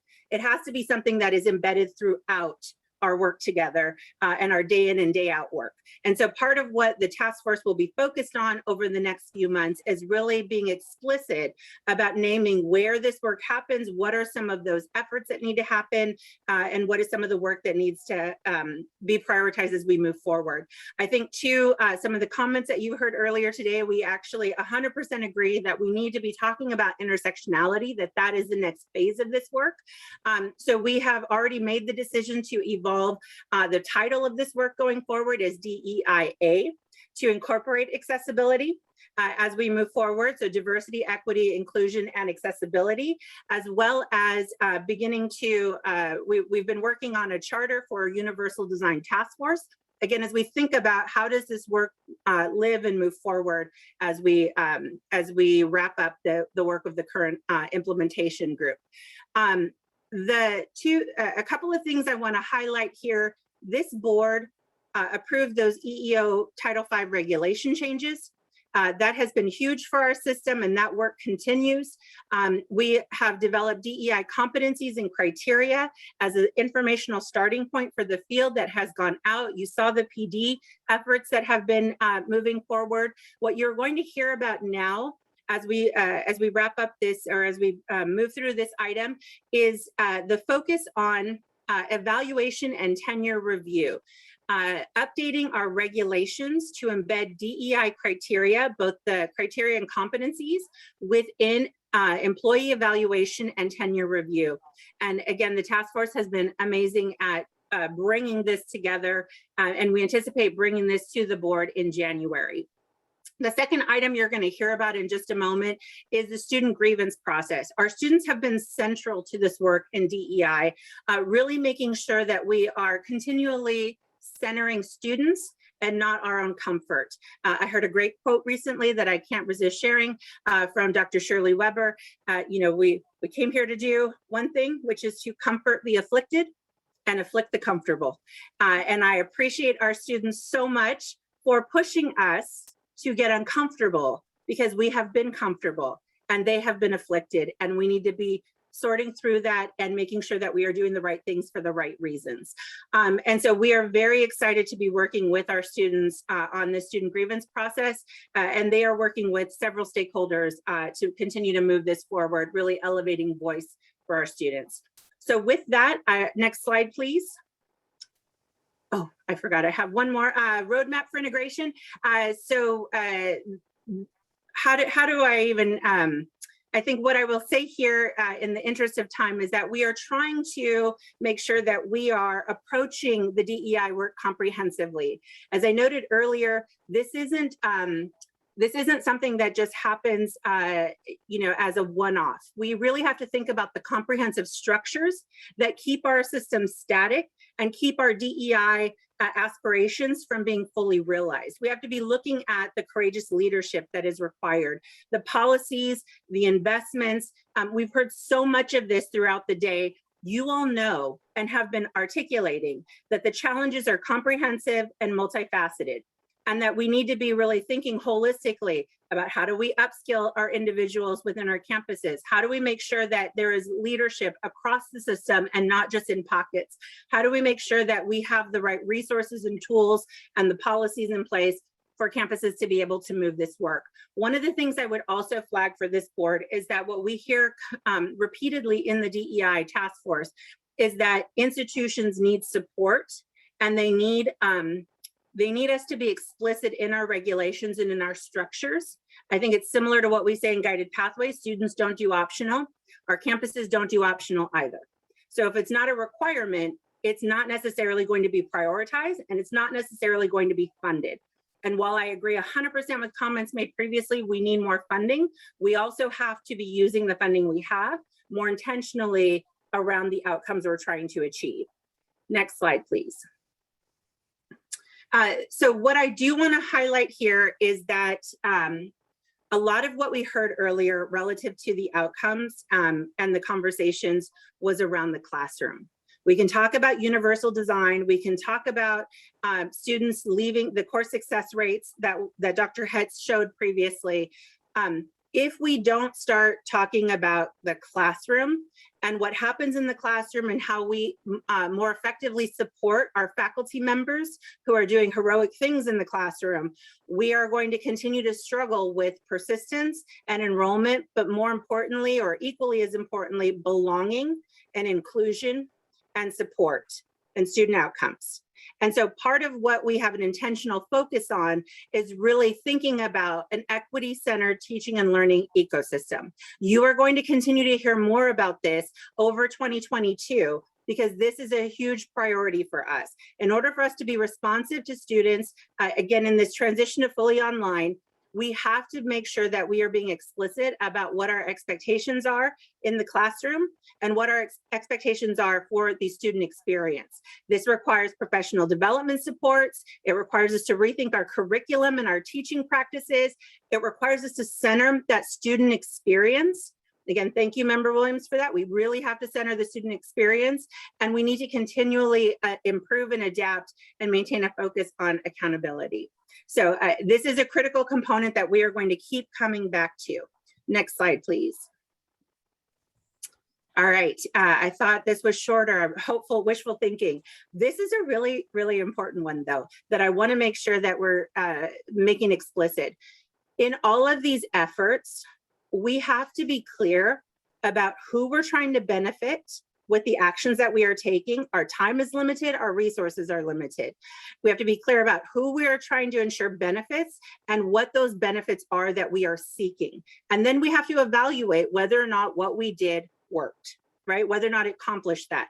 And so as we really look at this evolution of our culture and our system, when we looked at the employee evaluations and tenure review component, what we really wanted to make sure we were highlighting is the change in the classroom and on our campuses.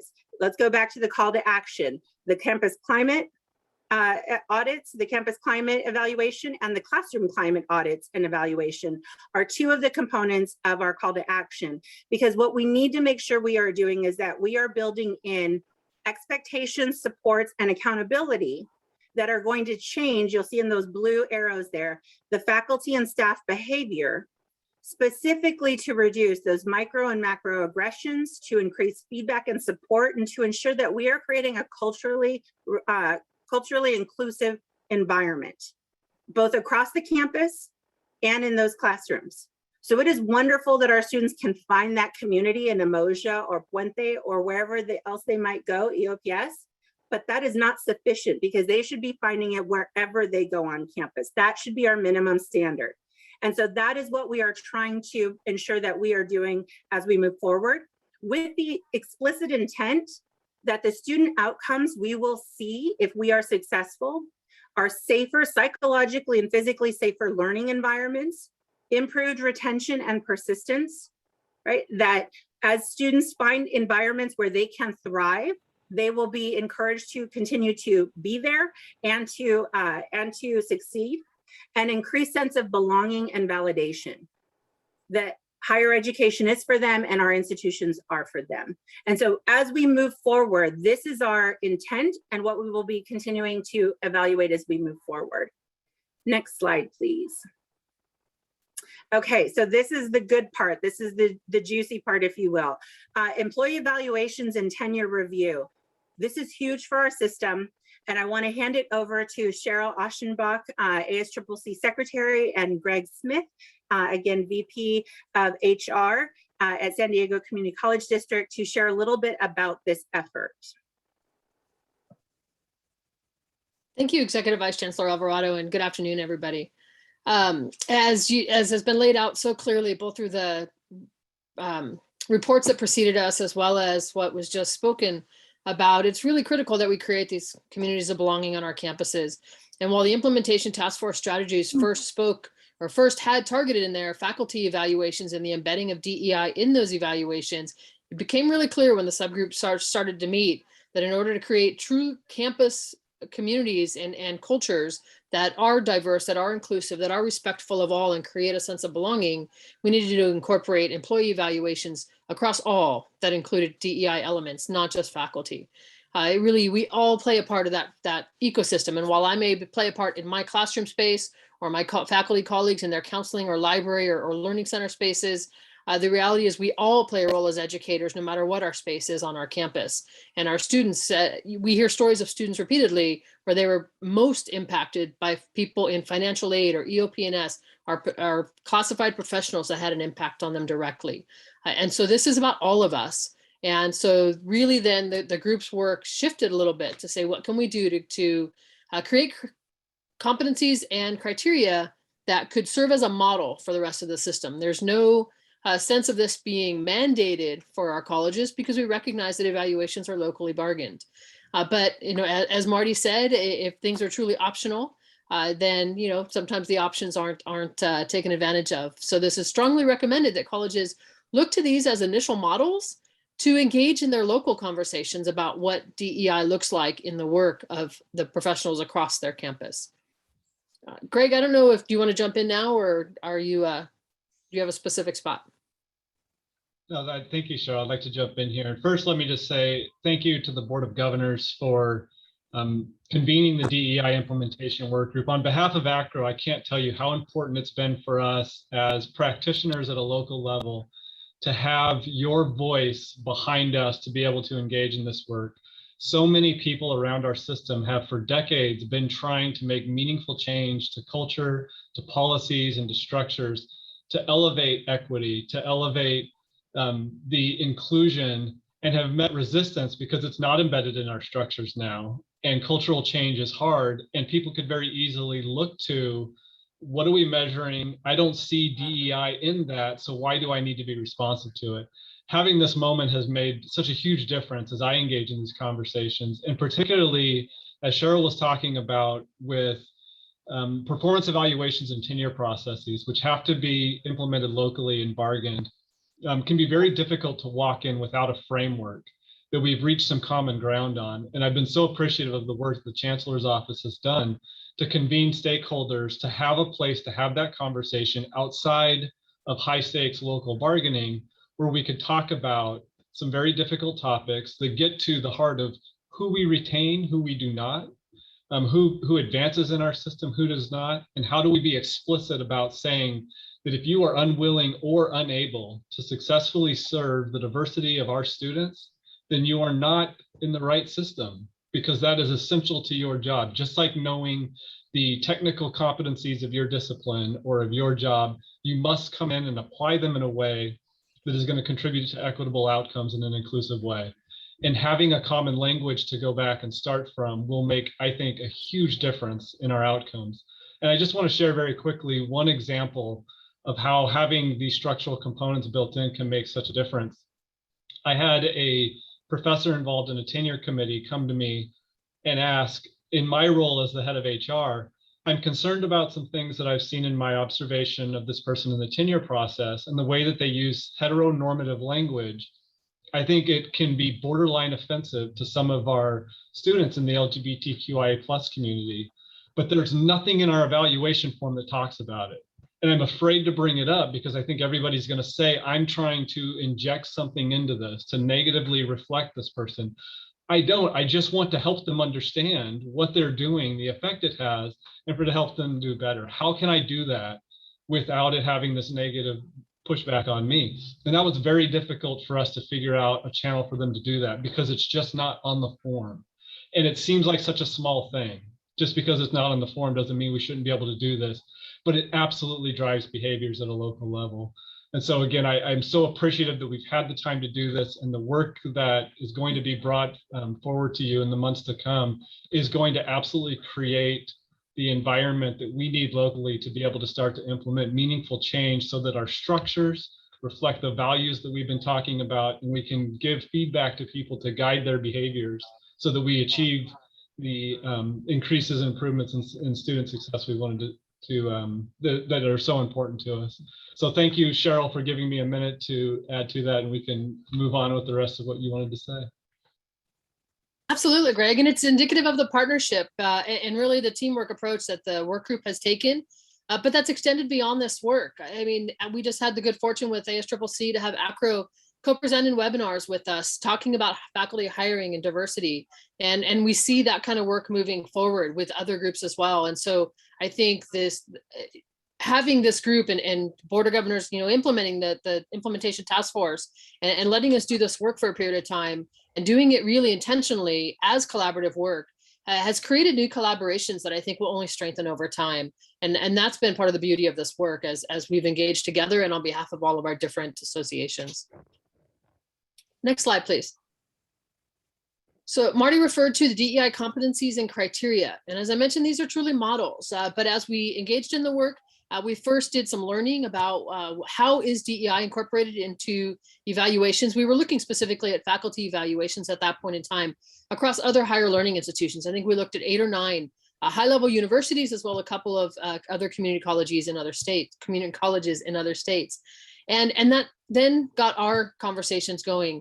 As we started talking more and more about, what would a truly DEI embedded or someone who's very competent and capable in having diversity in their space and being respectful of others and inclusive, what does that look like?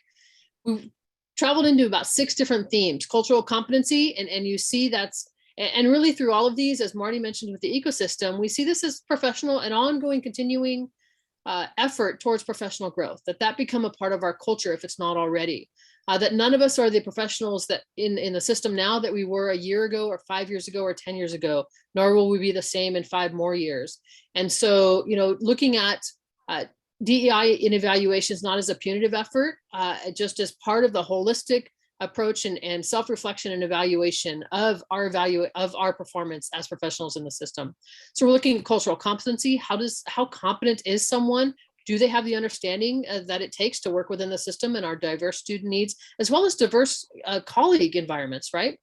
Self-reflection, are our employees engaging in regular self-reflection within and outside of the performance evaluation processes? Are they seeking opportunities for self-improvement? Again, both under their own initiative, as well as within professional growth and learning opportunities on their campus and throughout the system.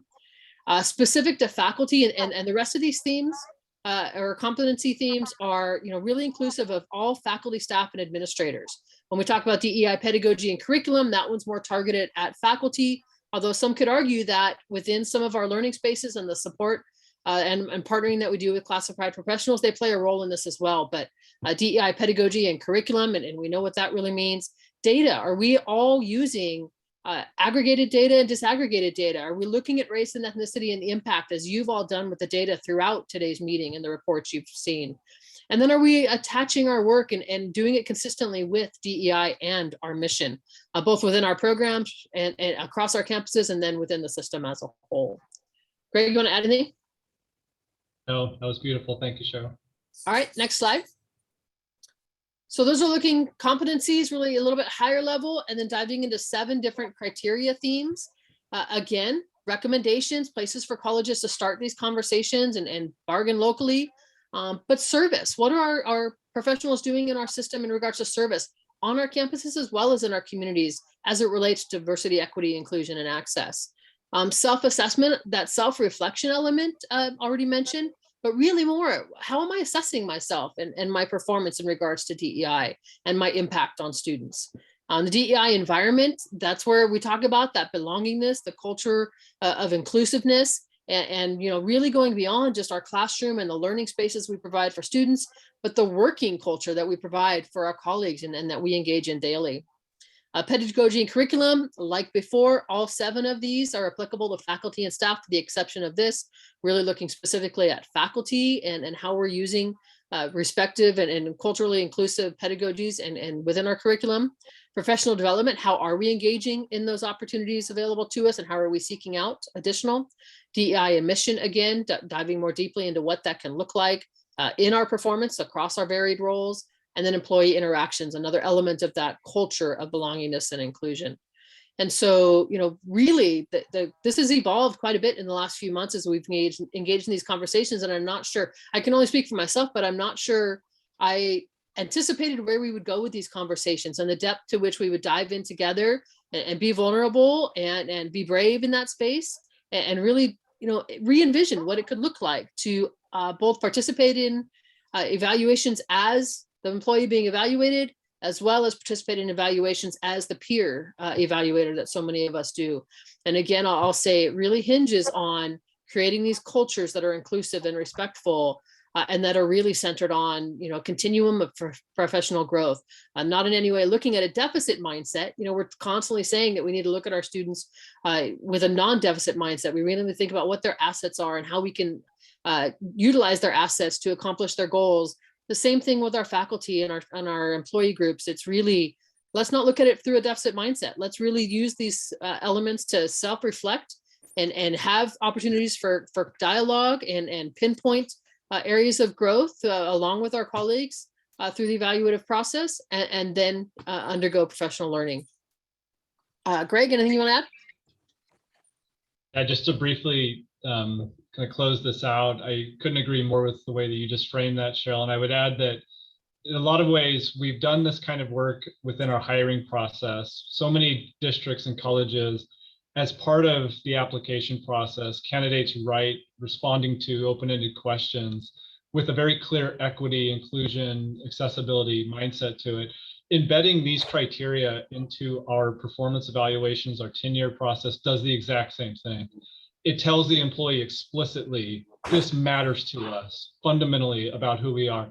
And we are encouraging you to tell us about the work that you're already doing and where you are kind of in your growth and journey with this so that we can celebrate that, so that we can encourage more of it.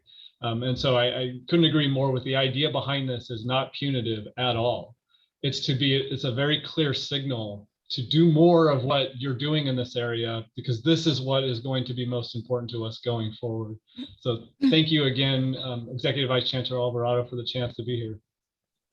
Yeah, this was Thank you, Greg. perfect. This was perfect. Before we transition to our student representatives, I want to highlight a few things, connect a few dots here real quickly. We saw the outcomes for our Black and African American students. We saw the outcomes for disaggregated outcomes in our student success, right? This is a fundamental step in that long road we keep talking about, right? We have a lot of work ahead. We have a long road ahead. This is an immediate action that will be coming to you in January for first read around how we put in place the structures that both of our presenters were noting that signals this is the work, right? And we do that from a place of learners' humility and from a learning and growth mindset, because we are all on this journey together. And the transparency and expectation setting is what is really critical. And I just want to call out how this board modeled that in the earlier segment, right? When we said, hey, we need to posit the data and we need to look at that and we need to own that and really think about and you all directed us that we need to bring this back and make sure we have a focus on it. This is what we are trying to model for the field. And these are the expectations we are trying to set for them as we continue to move forward. So very excited about this work. More to come at the January board meeting. Next slide, please. I want to then quickly now transition to the student grievance policy and hear from our Vice President, Gian Gaeteo. Thanks so much for that introduction, Vice Chancellor Marty. President Haynes, members of the Board of Governors, members of the Chancellor's Office, stakeholders, and our public. It's always, a pleasure and an honor to speak before you while representing, the Student Senate and all 2 million students that we represent. So let's go right into it. Next slide, please. So the student grievance policy was really rooted out. Let's go in retrospect back, rewind back to 2020 when we witnessed the unfortunate murder of George Floyd. It was really quite a resonating moment for not just for our system, but for the whole country to really expound the experience of systemic racism in America and look right into it, straight in the lens. And right then and there, the Student Senate established the Institutional Success for People of Color Task Force. And we wanted to host town halls with the students really at the core of it so that we can gather their perspective of, like Vice Chancellor Marty mentioned earlier, how it is in the classroom. And alarmingly enough, we had stories where students were ignored or discriminated against because of the color of their skin or their background. And from that, we made it an initiative, but our anti-racism student plan of action to really focus on cultural awareness and respect. The classroom should always be a safe space for students' voice, and it should never be a place for hate. And that should never be ever be the case. The mission of the Chancellor's Office Vision for Success with regards to diversity, equity, and inclusion and accessibility is to eliminate barriers, any barriers to equity. And this is staying true to the notion of education as the greatest equalizer. We want it to be the silver bullet that will bridge every gap of inequality in society. It really is, just a testament to who we are, that we are the most diverse system of higher education in America and in the world possibly. And it is on us to tackle these issues of inequality. Next slide, please. So off of that, the DEI task force was formed a subgroup of our system-wide stakeholders from the Academic Senate, ACRO, Human Resources, our trustees, CEOs, classified staff, and other partners to really look into every student grievance board policy of all 116 colleges. And to put it simply, our findings were that all across those colleges, these grievance policies were not accessible. Timelines were not visible. The designated persons where students should be able to go to were not simply put consistently all throughout. and that these policies, some of them only covered grading policies, and they didn't cover matters of racism and discrimination. Next slide, please. And out of that, we really wanted to model a student grievance policy language. You can see on the left is a chart of what it can look like. This is simple and straightforward and clear, chart that a student can look at. And we're currently working with our stakeholders to really form a standardized language.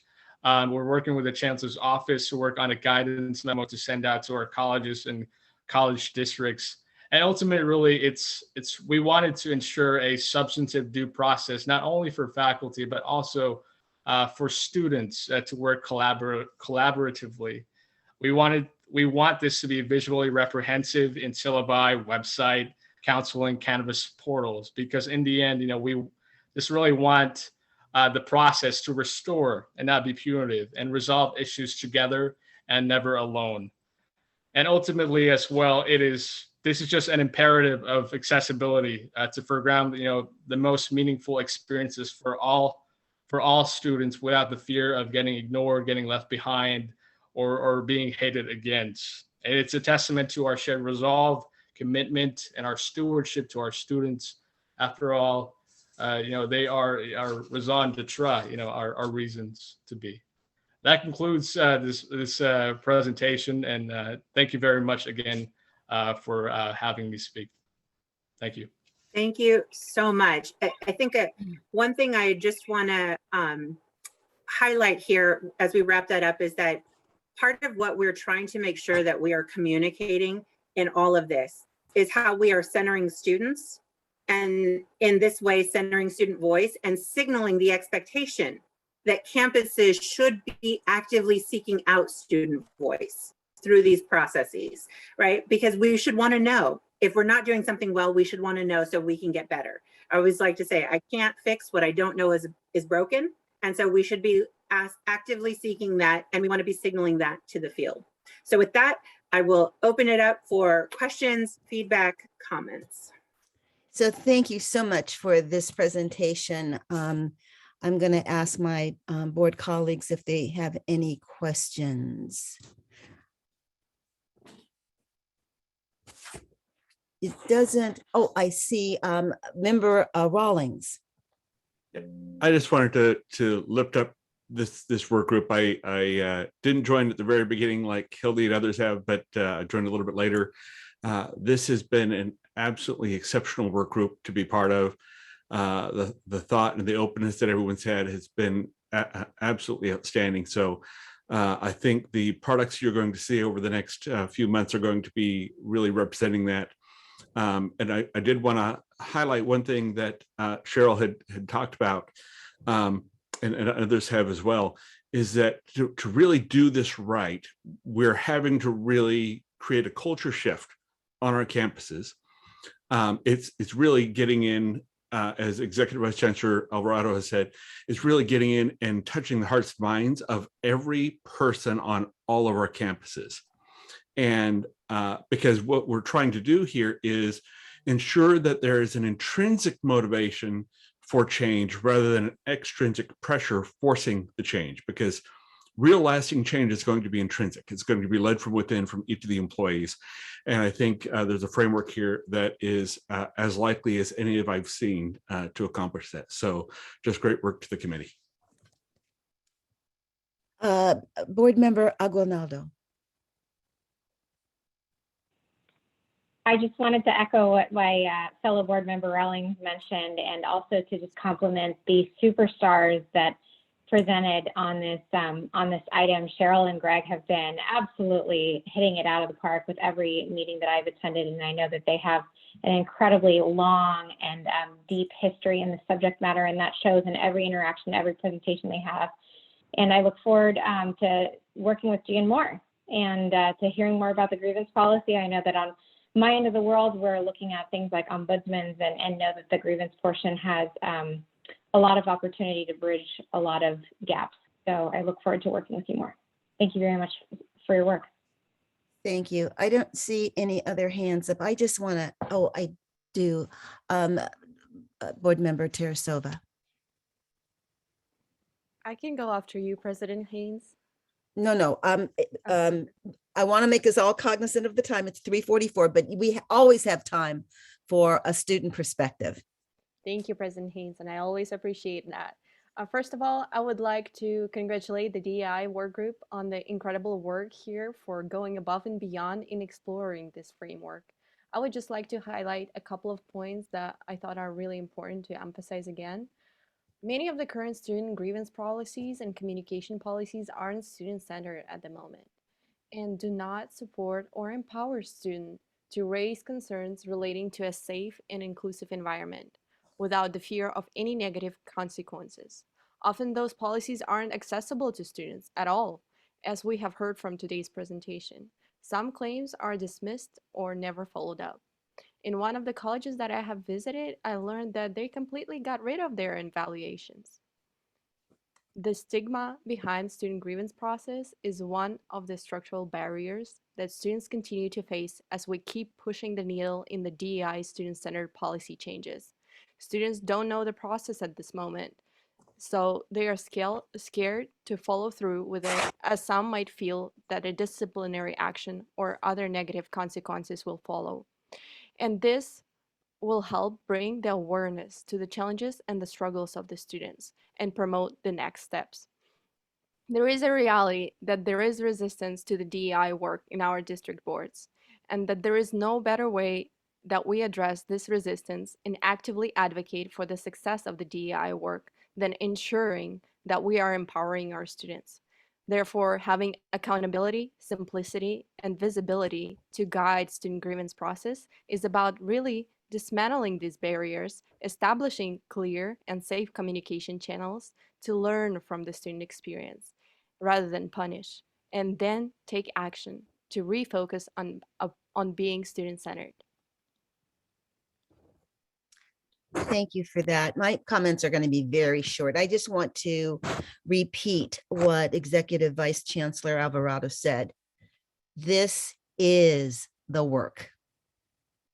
And until we get there and recognize that this is at the core of what we have expectations of anyone who wants to work at our colleges on behalf of our students, we really do have to articulate what the work is. I think we come to our colleges thinking that the work is something else. It is not. And our students every day they're telling us that in so many ways, that our failure to engage them, students that don't complete, students that we keep on saying we want to come back. They are not willing to come back unless we change our institutions to meet them where they are. And so this is the work. I'm excited by it. I am enthused by it. I'm energized by this because we're doing the right work now. We've articulated it. And so I look forward to moving into 2022 with bright neon lights about what the work is and the foot soldiers across our system that want to do this work. We can't lose if we really recognize that piece of it. We have we have public comment, and then we're going to go to the next item. The public comment period for item 5.2 is now open. Please use the raise hand feature to make a comment. If you're calling into the meeting, use *9. A member of the Chancellor's office will call on you and allow you to address the board.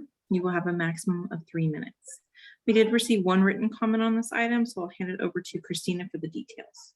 For President Haynes, for item 5.2, there was one written comment received. This comment is posted to the board docs agenda for viewing. My colleague Gary will call on those who are with us today on Zoom that wish to provide live verbal public comment to the board. Thank you. Thank you.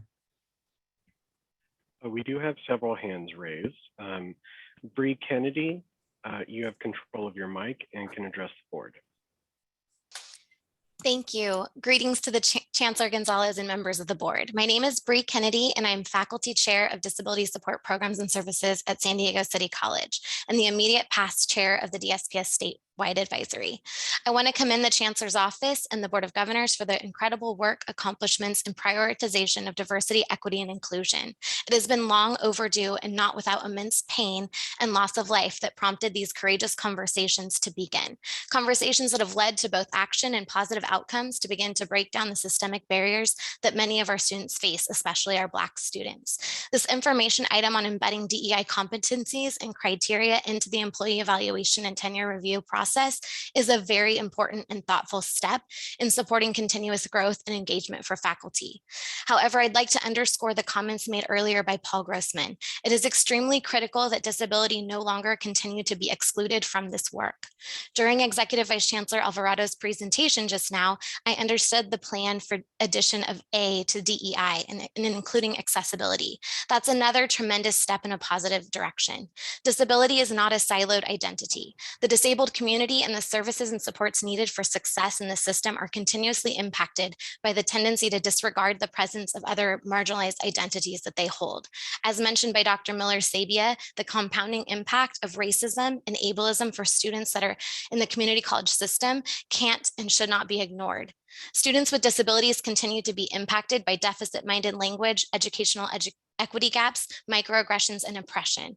Exclusion of people with disabilities in educational systems continue to exist today. We are losing students with disabilities at alarming rates. We must be intentional in equipping our faculty to love, serve, and support our students, to support them as they identify their unconscious bias, understand their privilege, their power, and impact. The Chancellor's Office and the board is in a great position of power as you lead and advance the DEI work with a model of these competencies and criteria. It would be a missed opportunity to exclude disability and ableism. I understand that this document was not intended to be exhaustive, but intentional inclusion at the system level will have a critical impact on equipping faculty and improving the success, experience, and belonging of students with disabilities in the community college system. We suggest consideration of revision to incorporate disability, ableism, and accessibility. We offer the support of the DSPS statewide advisory and KPED to partner with the Chancellor's Office and the board, much like what was done on the DEI reg item, as we continue to reduce the friction points for students with disabilities in our system. Thank you. Thank you. Next, we have Rebecca Dahl. You have control of your mic and can address the board. Yes. Hi, board. I'm really impressed with what you're doing with respect to, disability inclusion and things like that. But I really have to ask the question, how do you have an equity document without reference to religion anywhere? When your attorney sent out your advisory on May 7th to all of your community colleges and said that you can discriminate on students based on vaccination status, many students can't get a vaccine because of medical reasons, but there aren't any medical exemptions on most of your campuses. Many students aren't getting the vaccine because of religious reasons, yet many of your campuses aren't having religious exemptions or are making the process so painful that it's not actually accessible to your students. So I'm sitting here listening to equity. I'm sitting here listening about all these amazing opportunities, but on May 7th, you voted and you made a decision and you're encouraging your colleges to deny access to campus for a portion of your student population. And I listened to you last meeting, pat yourselves on the back for it. If you're going to sit there and say that this needs to start at the top, it needs to start at the board and it needs to start in the Chancellor's office. It is one thing to say that you want to know vaccination status of staff and students. It's one thing to say that you want to have an indoor mask policy. It's another thing to have a check-in policy to check into rooms on campus. But to make students do twice weekly testing because you have decided that they are germ carriers, that their insurance does not cover that testing, by the way, that's about $10,000 a year for 36 weeks on campus. All you have done this year to students who cannot get vaccinated is discriminate against them. First of all, you put in these policies. Then your colleges decided that they would remove the online classes. you guys need to get it together. You can't sit there and say that you're not going to discriminate and you're going to have equity and then have an advisory that does just that. It discriminates. Thank you. Our next public commenter is Rick Scuderi. You have control of your mic and can address the board.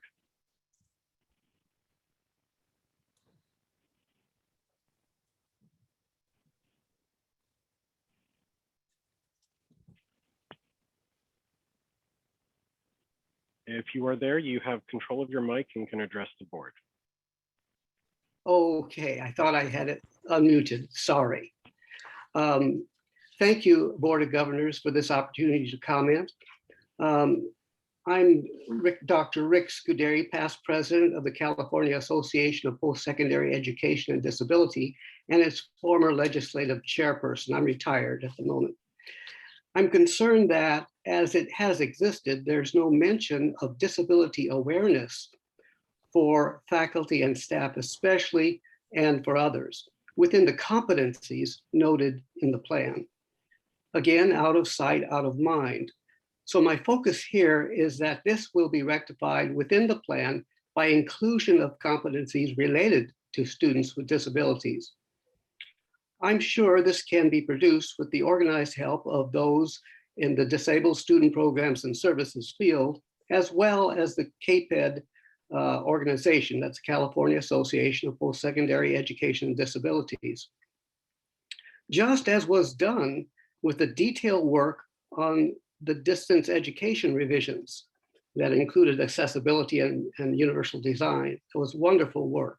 Thank you very much for that. You know, this is a critically important document emphasizing cultural and familiarity and competency. We must keep this particular awareness of students with disabilities within our sites and within our minds. Thank you. Thank you. There are no other hands raised. Thank you for that. Then we will go to 5.4, the next item on our agenda, which is the equitable transfer pathways. And we have Executive Vice Chancellor Alvarado presenting on this item. Okay. Thank you, President Haynes, members of the board. Again, I'm Marty Alvarado, Executive Vice Chancellor for Educational Services and Support here at the Chancellor's Office. I am joined today, sorry, getting my head in the next item.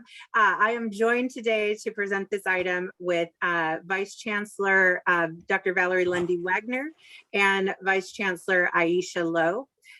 We are very pleased to be bringing to you today an informational item on equitable transfer pathways for community college students.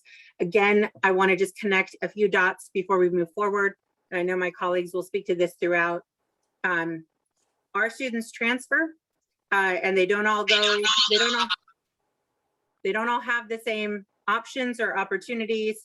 And what we are really focused on today is not just transfer, but equitable transfer pathways, equitable transfer outcomes, and really making sure that we are making explicit and transparent what is happening to our students and what actions we can and should be taking at the state level to ensure that our students are fully supported in these aspirations. So with that, I will hand it over to Dr. Lundy-Wagner to kick us off. Oh, next slide, please. Before I go there, next slide, please.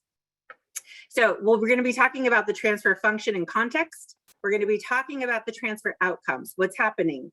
We're going to be talking about our priorities for equitable transfer pathways. So given what we know, what should we be focused on? What are we going to be focused on? And what are the next steps? So with that, I will hand it over to Dr. Lundy-Wagner. Great. Thank you all, President Haynes, Vice President Costa, and other board members. Pleased to be with you here today. Can we go to the next slide, please? Even the next after this one. You know, the transfer function for the California community colleges has long been heralded sort of nationally as a blueprint for ensuring access. The reality is, at the time of its creation, the master plan was revolutionary. Some would argue that it's not so much today, And you'll, I imagine, probably ask yourself some questions about that as we go forward. But it is important to be clear about sort of, you know, some key pieces of the master plan that are really relevant. And that is sort of what the primary mission of the California Community Colleges system was around providing lower division coursework for students who are transfer seeking, those seeking to get a bachelor's degree, that it was an essential function, and that it was really the responsibility of the CSU and UC to establish transfer opportunities. And so even in 1960, we know that there was an acknowledgement that our system was the location that many students would be starting in, and that their aspirations would largely be to the CSU and UC. I'm not sure people recognize that our system would stay as relatively economical as it has over the years. And despite increases at the CSU and UC, it is still a really good financial option for students in California. Next slide, please.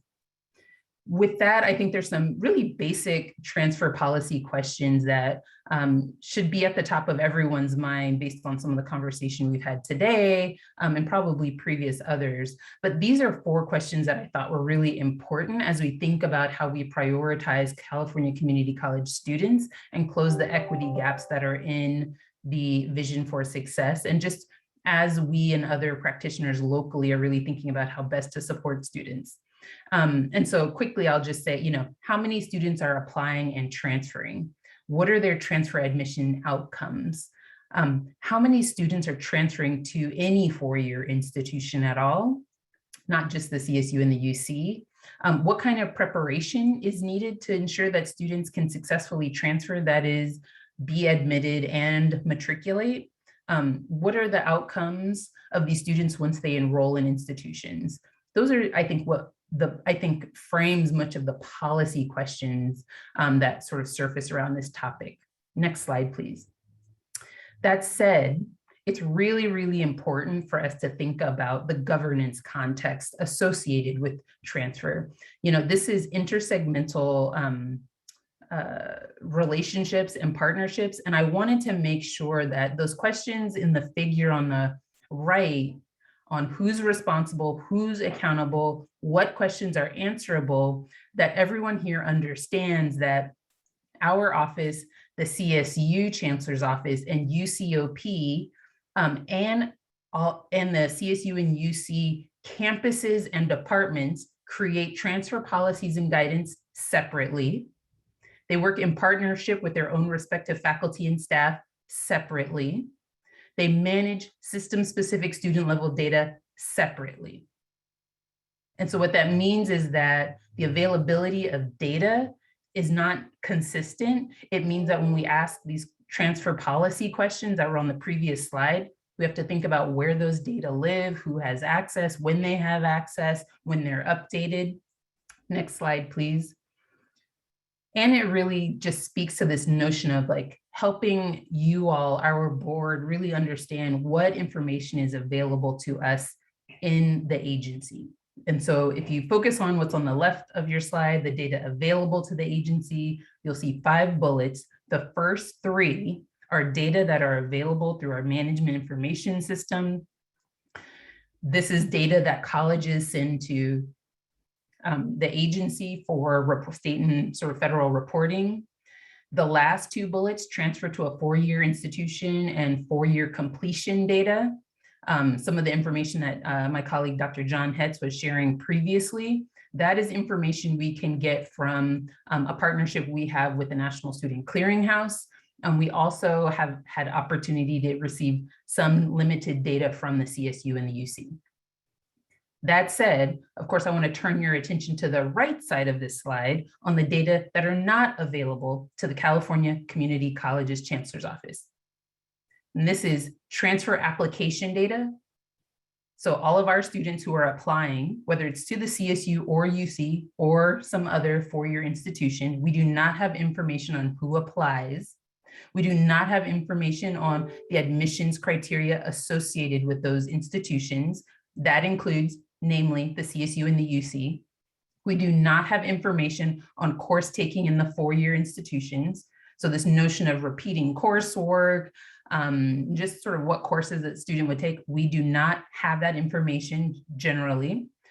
Unit accumulation, we talk about this a lot at our system because students are part-time, pretty often.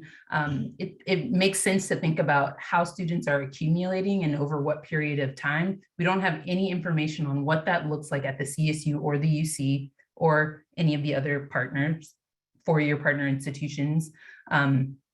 We also don't have information on time to completion, right? And so generally, as you probably saw with some of our metrics, you have to sort of pick a beginning and an end point, right? A student who graduated or left our system 10 years ago could graduate this year and they wouldn't necessarily be counted. I think if you hearken back to some of Member Williams' comments about his own trajectory, sort of when and how we count that, even when someone gets a bachelor's degree, it's tricky. Next slide, please. And so as we think about what data are available in our agency, what data are not available, but also what students are faced with. And so I put this slide together because I do think it's important to think about the transfer context for our students in the system, is that they can transfer with some combination of the following. And so I have credentials on the left and other qualifications on the right. And I put this here because I think it's important for people to see that, you know, as we continue leaning into the guided pathways framework, which tries to shift us from a cafeteria style, that's sort of the specific language that is used, to a more focused approach, it's worth looking at the approach we have for transfer right now. So you can see on the left, there are three different options for how a student could earn a credential associated with transfer. They could not earn anything. They could get a traditional associate's or an ADT. And they could also potentially, with one of those things, potentially meet the CSU breadth requirements, the IGETC curriculum. They could be part of the TAG, the UC TAG program, or part of the UC transfer pathways. So it almost actually seems like we've got a little bit of a menu of options here. So that's the context, right? What data do we have? What sort of decisions can be made or are made around transfer policy across these different governance contexts? As we move on, let's talk about transfer outcomes. Next slide, please. Maybe we can go to the one after that. So here we've got some data on California community college students and their earning associate degrees. And while typically I might only include the first three columns, I wanted to add the fourth one because I think it really paints a picture as we think about this sort of what I just sort of termed potentially a menu of options in terms of what it means for students, and make sure that we're interrogating this at every stop. So really what we see from this slide is that overall, students are earning associate's degrees. The rate of ADT and dual degree completion is slowing, but I think for me, what's really important, and I pose to you all, is thinking about why students would need dual degrees. And we won't have to answer that, you know, today at all, but I just wanna, why they would need to do that if it was easy to navigate the pathway. But nonetheless, students are earning at least one, potentially more degrees before they transfer. Next slide, please. So we saw in the previous slide, I just sort of summed it up. There are about 160,000 students who are earning these degrees. The reality is not all completers, even of an ADT, necessarily will transfer within 2 years, but we should think that generally the students who are earning ADTs are going to transfer and relatively quickly. Students can transfer without a degree. And so again, we don't necessarily know when or how that always happens on the timeline. And like I said before, it's worth us thinking about why students would earn multiple degrees before they're transferring and what value that has for them and their chances of transfer. So that's information that the agency has on California community college students. Let's also, next slide, please, go to what data we have on the CSU and UC about California community college students. Next slide. So, you know, we all know we have 116 colleges and they're serving the vast majority of students in the state, undergraduate college students in the state. Almost a third are coming from California community colleges, and really 50% of folks who are in the CSU started at a community college, which is critical, you know. Next slide, please. As we think about then, when we look at the data for California community colleges and the CSU, what we can see is the number of applications over the last about 10 years is increasing. It's increased notably since 2012, and there have been a number of initiatives associated with that. We can also see that the number of students admitted to the UC among those who are applying, and then those students who are enrolling, these numbers have also increased just in the strict value. That said, in terms of the yield, that is the community college students who are turning into successful enrollments at the CSU, we're seeing a little bit of stagnation. And that leaves, you know, space for us to ask some questions. Next slide, please.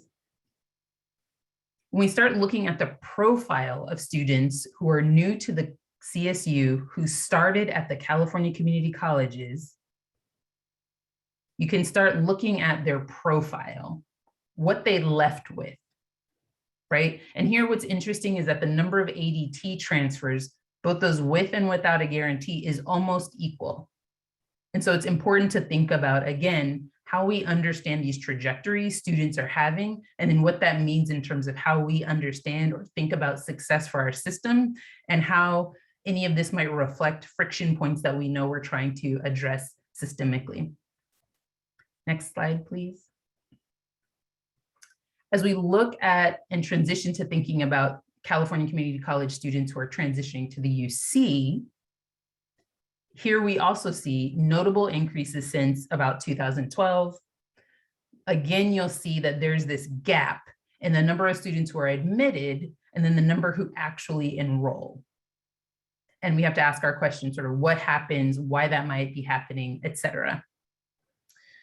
Now, I don't have as much fancy information on the UC as I do for the CSU as we go to the next slide, but it's worth us paying attention to information that we do have on California community college students who are going, right? So we don't have the profile necessarily of students who are entering the UC, and that's something we need to really think about.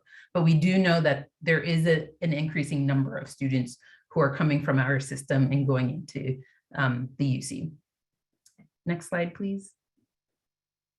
So it's important, I think, overall, we can see that both with the CSU and the UC, the number of applications has increased. The admission and sort of yield is not increasing at necessarily the same rate. Overall, I think what I want you to leave with is there is not a shortage of California community college students who are eligible for or being admitted to the CSU and the UC. Let me say that again. There's not a shortage of California community college students who are eligible for and being admitted to the CSU and the UC. So when we talk about sort of the language of eligibility and if there's sort of that spirit of are students good enough, that's not actually an issue. The data show us that there are plenty of students applying and most of them are being admitted, and of all of those that are admitted, they're not all going. And so we should just be very clear that it's not clear that we have a supply issue here. Next slide, please. As we think about what this means for equitable transfer outcomes, it's important to sort of go back to the vision for success goals. Next slide.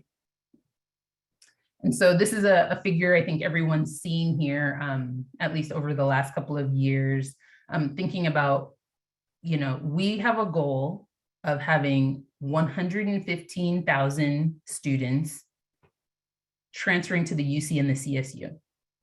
And that would be the goal after 5 years with that 35% increase. Next slide, please. You could see sort of where we were, but here, this slide Apologies if it's a little blurry.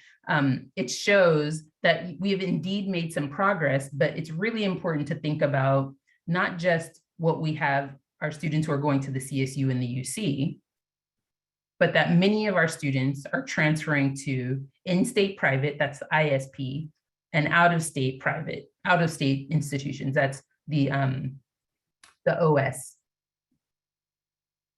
And so the reality is that we have nearly 40,000 students every year who are going to institutions that are not the CSU and the UC. And what's important to think about is, as we continue to dig into sort of equitable access to transfer, next slide, please. This is where we for sure need colleges to be thinking about how outcomes are looking for their students locally. At the system level, this is what we see when we look at transfer outcomes for Black and African American students. And that over just these last couple of years, we haven't seen major changes in the number of students, Black and African American students, who are completing within, who are transferring within a sort of timely manner. And so what does that mean? And so I think I'll transition to the next slide, please. You know, what it means to me is that we should be thinking about the Board of Governors and your role and the work that has already been done. And certainly as we think about the work that's continuing.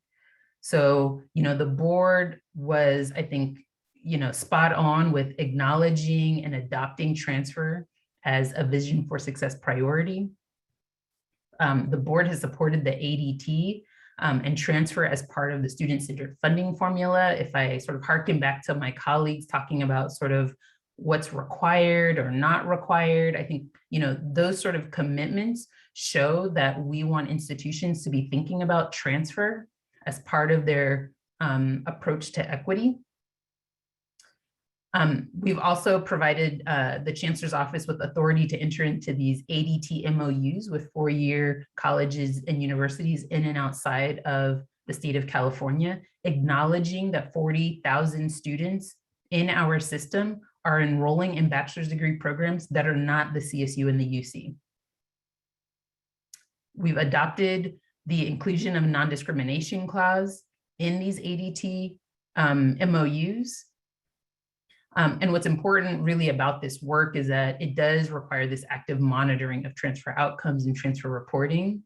As you know, the unit I came to the Chancellor's Office to help start up, the research and data unit, has sort of started getting a little bit of our legs together. We were hoping for 9 before the pandemic started, and now we've got 3 staff members. And so we're really working to think about how we can actively monitor these and other data that are critical to the work of achieving the vision. And then thinking about how we can responsibly implement 928 and AB 1111, I guess I should say. Marty, did you want to chime in with anything before I continue on? You know, I think a couple of things I just want to flag here for folks that you saw. We're not on track to hit the vision goal, right? We've made progress. We've made substantial progress. You saw the progress in ADT completions and degree completions. But even with that, we are still not on track with the incremental growth that we've seen to hit the vision goal. And this is, you know, I also want to point to what Dr. Lundy Wagner also said, which is that there isn't necessarily a supply issue, right? We have more and more students who are eligible for and actively applying to transfer. They are not active, they are not then transitioning to enrollment. Those are not yielding the enrollments that we need to be seeing, right? So there are challenges that we have to wrestle with, and it is a shared issue that we have to begin to make much more explicit, because us working to do this at the community college level, is more counselors going to help this? Not necessarily, right? So how do we begin to wrestle with what the data is showing us as we continue to move forward? And you know, what was also noted, that even if we continued, even with what you heard previously around HBCUs and all of those other conversations earlier today, we are not seeing growth for our Black and African American students, right? And so these are things that we have to hold these tensions and really wrestle with as we move forward. Thank you, Valerie. Yeah, no sweat. Next slide, please. So certainly our 2021 equitable transfer pathway priorities, certainly common course numbering. This is something that can really impact students because it can make things much more clear around the pathways they're taking. This can potentially help us with our vision goal related to unit accumulation for transfer seeking students and help reduce that. It can help students as they navigate investments like the California Virtual Campus, right, where students may be taking courses outside of their home institution and really being clear that that's going to count toward the degree that they're seeking to achieve or earn rather. This can help with the second goal or priority rather is around this system to system faculty, like in discipline transfer alignment, which really builds, I would say, from the first priority, but also builds off of existing work that we know our colleagues, our faculty colleagues locally have been engaged with and statewide the Academic Senate have been supporting. The third priority is really establishing these shared outcomes. So as an apologies, Executive Vice Chancellor Marty Alvarado noted, this work that we're doing around transfer, given that many policies and practices are done in segment-specific silos within the community colleges, within the CSU, within the UC, we need to really have shared metrics and priorities in order to really address, what equitable transfer looks like for all California community college students who are able to and interested in pursuing bachelor's degrees. If I can jump in here for a second, I want to call out a few things here because, again, this work was done in partnership with our consultation council, where we landed on these three priorities. And while we may not love all three of them, we recognize that we have to wrestle with all three of them and make progress on these. I'll start the one thing, a couple of things, but one thing in particular I want to note, just like the conversation we had earlier with Dr. Hatz around the definitions of metrics. The definitions of metrics matter for what gets elevated and what gets hidden. And so when we look at item number 3, shared outcome metrics and priority strategies, we have to build these in partnership with our four-year institutions. Otherwise, we aren't always capturing what we need to be elevating and making transparent. And this is something that we have been wrestling with in partnership with our UC and CSU partners over the past year. We still have a lot of work to go, but this is a critical component if we want to make explicit what is happening to our students. You heard from Dr. Lundy Wagner what data we have access to and what data we do not have access to. And we have to, make progress there. The other thing I want to highlight here with number 2, with the faculty alignment, is calling out that transfer pathways, as you saw, they can transfer with degrees or no degrees, different pathways, all of those variables. There's sort of 3 layers to articulating pathways. Course articulation, which courses do we have that the UCs, CSUs, or other four-years will accept? What programs, full package of programs do we have that articulate to other four-year institutions, right? And then what are the state level agreements that set some parameters for what that transfer pathway looks like? What I also want to emphasize that's critical for this board to understand is that if we create articulation at any of those 3 levels, it is still up to the local discipline at a college campus, at a four-year receiving campus, to determine whether or not they accept any of those, right? So just because we have ADTs doesn't mean that a local campus or a local program, psychology, philosophy, and whatever that might be, doesn't mean that they have to accept those, right? So we build things at the state level that aren't necessarily accepted at the local level. And then even if the programs are accepted on some level, if courses change, then that changes everything. So there's course level, there's program level, and then there's state level.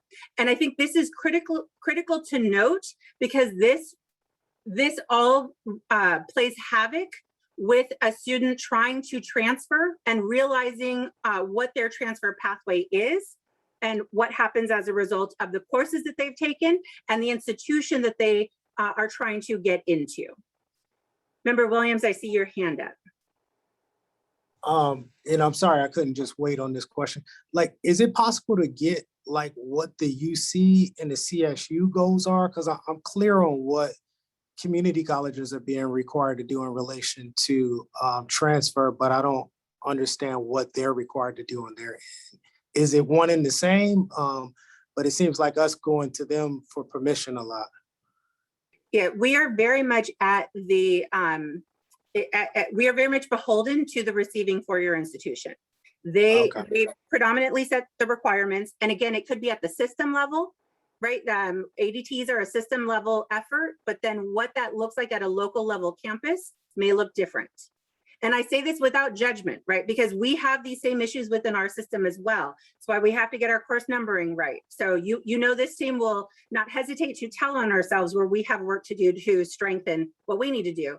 However, right, it varies and the goals vary by institution and whether or not that's a system level goal or a campus level goal, right? So this is where, again, that item number 3, that priority number 3, it may seem simple, but it will create the transparency we need to make sure we are all clear on what we are trying to work towards together. So can I interrupt just a little bit? I think Sure. some of us are biting at the bit to get into some of the questions. How much more of the presentation? I note that we can move quickly through the remainder of it. We wanted to just highlight what we have in terms of our state MOU. So this board is aware of what we currently have in place in terms of that state level infrastructure. Right. And so it's 4:25 and I know one of our members has to leave by 5 and I want to make certain that they get their questions answered. So, but please finish your presentation. Great. Thank you. Let's go ahead and move to the next slide. Oh, sorry. Let's keep going through all of these. This is a snapshot. Everyone, I think we have two more that we're, if we can advance 2 more. This is a snapshot to give you a visual of what different pathways look like at different institutions and where we have different folks going to. With that, I will, Dr. Lowe, I see you're on screen. Can I hand it over to you? Absolutely, and I will make this quick. Next slide, please. So you saw the previous slide that one of the many options available to our students are these 4-year institution MOUs, typically with independent colleges and universities. So wanted to provide some detail on these and where they come from. So as you see here on the slide before you, what are these agreements? These are also building on the work of the associate degree for transfer and are specific to ADT earners. These are opportunities where institutions, 4-year institutions of higher education typically come to the Chancellor's office to create an MOU agreement. And the real core focus of those agreements is to preserve the course credits that have been completed and earned by California Community College students, to streamline their pathways to a baccalaureate degree. It guarantees our students admissions with junior standing at that 4-year institution, and also guarantees that once they transfer to that 4-year institution, they will be able to complete their baccalaureate degree in no more than 60 semester units. Also establishes some formal reporting. So institutions typically solicit our office for those agreements. We then engage in a set of research, one to determine if California Community College students currently attend and transfer to that institution, and then look at a set of key performance indicators, which I will show you. We also engage in direct consultation with that 4-year institution to better understand what their institution is doing towards their own continuous improvement and to address any concerns we have. Next slide, please. So you see a snapshot of what are currently 56 MOUs with 7 pending. We do have a system-wide agreement with UC, which we can provide you more detail on. We have AICCU colleges, of course, our HBCU colleges, that should actually be at 39 now, which you heard about earlier. some fully online, an additional out-of-state institution, and a number that are pending, including 2 international universities that have recently contacted our office for an MOU agreement. Next slide, please. You then are seeing here a list of the key performance indicators that we gather data and information on. This is a combination of data information that we can get publicly from sources like the National, Federal Department of Education, from College Scoreboard or NCS, or the National Student Clearinghouse, as well as some information that we then get directly from that requesting institution. So we're looking at a number of different KPIs, 30 different KPIs here: accreditation status, organizational stability, financial aid, completion and retention rates, tuition and fees, the types of programs that are offered, the types of student services supports that are offered, and things of that nature. And then next slide. And then lastly, once we enter into a 4-year agreement, it allows us some access to data, as Dr. Lundy Wagner was talking about, that we don't currently have access to. So when we enter into these agreements, these 4-year institutions are agreeing to submit data to our office across the metrics that you see here that I will not read, but it allows us to get under the hood more and to get a better set of data about how our students are faring once they transfer to one of these 4-year partner institutions. All right, I'll transition it back to you, Marty. I will just wrap us up so we can get to questions. Thank you, Dr. Lowe. Our next steps. You saw our priorities, our 3 main priorities. We are continuing to work on redesigning our MOUs for more robust data sharing. That is priority work. Establishing a statewide research agenda. So these are part of the conversations with CSU and UC on what should we be wanting to know about transfer students and how do we get that information. Shared faculty professional development. I'm going quickly so we can get to questions. The analysis of ADT MOUs. We really want to establish a panel that will be looking at all of these state level MOUs and the data that we are now beginning to collect and what is happening to our students as a result of this, understanding that intersectionality around basic needs, around financial aid, around access and place-based locations, et cetera, wanting to make sure all of those things are part of the discussion along with the course sequencing and articulation. And then ongoing state and federal advocacy to regulate the for-profit institutions. That is, you heard earlier, 39% of our students, 39%, excuse me, of our Black students, Black and African-American students are going to our for-profit institutions. We have to pay attention to that. And we have to continue to advocate for regulations that hold them accountable. And then evaluation of our statewide indicator. This is the CID in correlation with the Common Course numbering effort that is a requirement for AB 1111, and then support of AB 928 implementation, in particular, the oversight committee that will be established as a result of that legislation. All right, with that, I will wrap it up there and open it up for questions. Thank you for that. I am going to allow board member Epstein to ask his questions first, since he has a hard stop at 5 o'clock. So board member Epstein.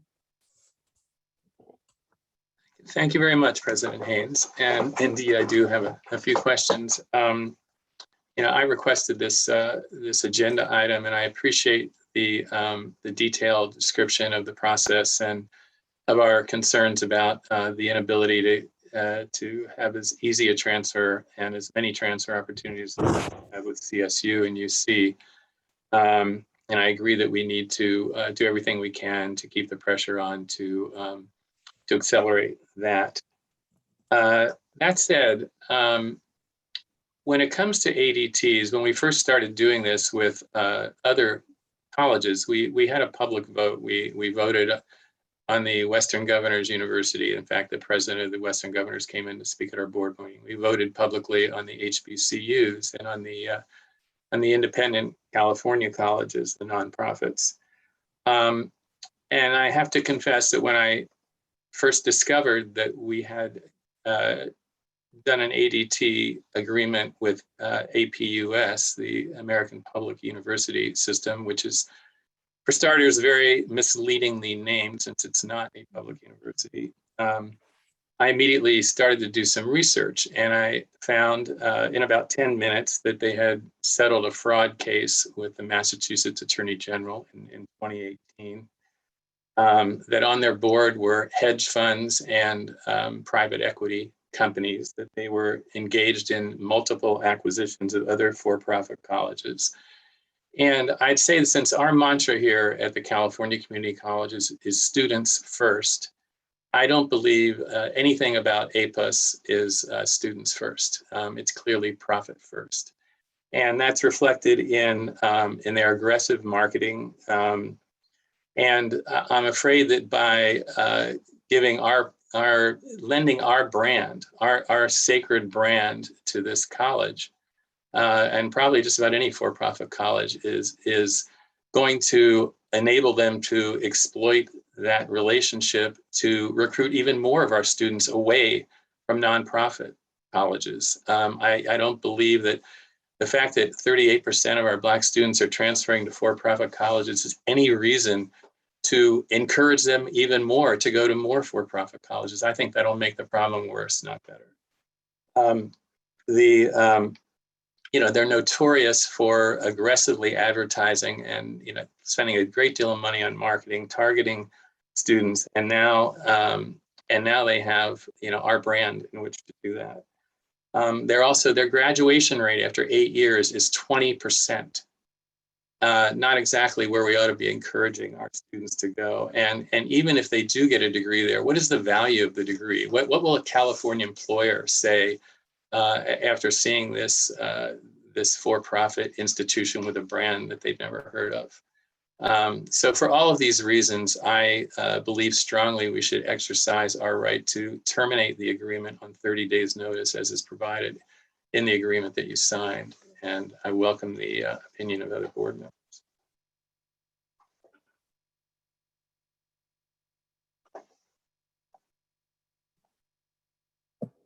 I think you're on mute, President Haynes. So thank you for that comment. I think there needs to be a response to that, but I want to get some of the other questions out before we go there, because that was a long statement. So I want to go to Member Shabazian and Member Williams, and then Member Costa, and then I have some comments if nobody else does. Thank you. Thank you. I'd be happy to yield if you wanted to continue on that thread. I've got a comment on a different topic. A different topic other than the for-profit one. Yeah. Let's stay on this portion first, since it was the first one up, and then definitely come back to your question. I have some of your questions as well. Member Williams? I just wanted to advocate for, I think we had a really robust agenda today. And, I think, this could have been a 2-day meeting. We really need more time to have dialogue with the board. Like, I don't want to just come on here and just ask questions. I need to be able to talk to my colleagues and hear their opinions on stuff. And I just feel at a disadvantage because we don't get much time to talk to one another. And these topics are really important topics. And so, I'd just like to request for another opportunity to have some dialogue about these topics. Related to the for-profit colleges, the thing that I would ask us is that if we can, just really be mindful of language, because not all for-profit colleges are bad for students. And with the data that we received today saying that it's hard for students to get into the CSU and the UC, we need as many good quality colleges in the mix as possible. And so just to have blanket statements to say for-profit versus nonprofit. And then when we look at our persistence rate, I think we need to really focus on how well we're doing before we talk about the outcomes of other institutions. And, I really don't want to use Black students as a reason to say we shouldn't have for-profits, because I would like to look at their outcomes. I went to a private school and I got into a CSU, but they didn't have the classes that I needed. And when I talk to students, they get into these schools, but then they got to change their majors. They got to jump on their head and do all of it. There's no clear pathway from us to the 4-year colleges to complete the thing that you said that you wanted to go and complete. So you get into those schools and then it's something completely different once you get there. The last thing that I'll say is that, do we have a good understanding of the economic value of each student that we're sending to these colleges? What's our return on the investment? Because basically we should probably are saving them money on outreach and recruitment by just blanket, we're sending 40,000 students. And so what are community colleges students getting back from these 4 years if we're just automatically saying that we're transferring you there? Are they, it doesn't sound like they're playing in the sandbox with you guys appropriately in terms of access to data and, all of those different things. But last thing, I just would like more time to talk to my colleagues about this stuff. We will certainly, I think that this is our last meeting of this year, but this is not an issue that's going away. And I believe that we can continue to have it as a priority and bring it back in 2022. Member Costa? Yeah, I'm going to try and be brief, but there's a lot here to Board Member Williams' point, so I'm going to try and be adroit in my comments here. One, to Board Member Williams, the master plan does have ratios for both UC and CSU. It's supposed to be a 60-40 ratio between upper and lower division. And so that was kind of the thought. There's a question about whether or not they meet that, but that was kind of the broad goal. Secondly, I want to align myself with Board Member Epstein's comments about this particular MOU. And I agree with Board Member Williams, but in part, that is the problem here, is that the for-profits is a wide berth of institutions, some of which are good and some of which are not. And so I don't know, it was referenced in the slide that we have a board policy around providing delegated authority to the Chancellor's office to enter into these MOUs. But, we've spent a lot of time talking about definitions, and I think we need to define which institutions we want to delegate that authority to. Nonprofits, I'm fine with that, but for-profits, it's usually a little bit more of a nuanced conversation. And I am mindful of the fact, having been in higher ed policy for 15 to 20 years, the impacts on students that go to for-profits that are bad actors are far-reaching and sometimes life-changing. They get into debt that they can never get out of, and sometimes they have credits that can never be utilized. And so we just need to be very careful, as Tom has laid out, in using our name with organizations that, would have a predatory practice towards our students.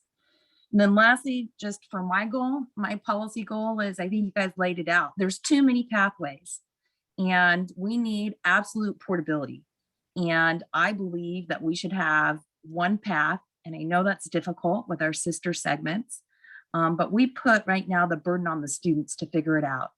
And really, they should be able to leave one of our institutions with a ticket to any college that they want in the program of study. And I do think there's some structural things we're doing, like common course numbering, that will make that easier. But I think we need to push the envelope. I don't think we need a different UC pathway versus what's in the ADT. And that is a heavy lift. But for me, that's my goal, because that's what's best for students. Thank you for that. Board Member Rawlings.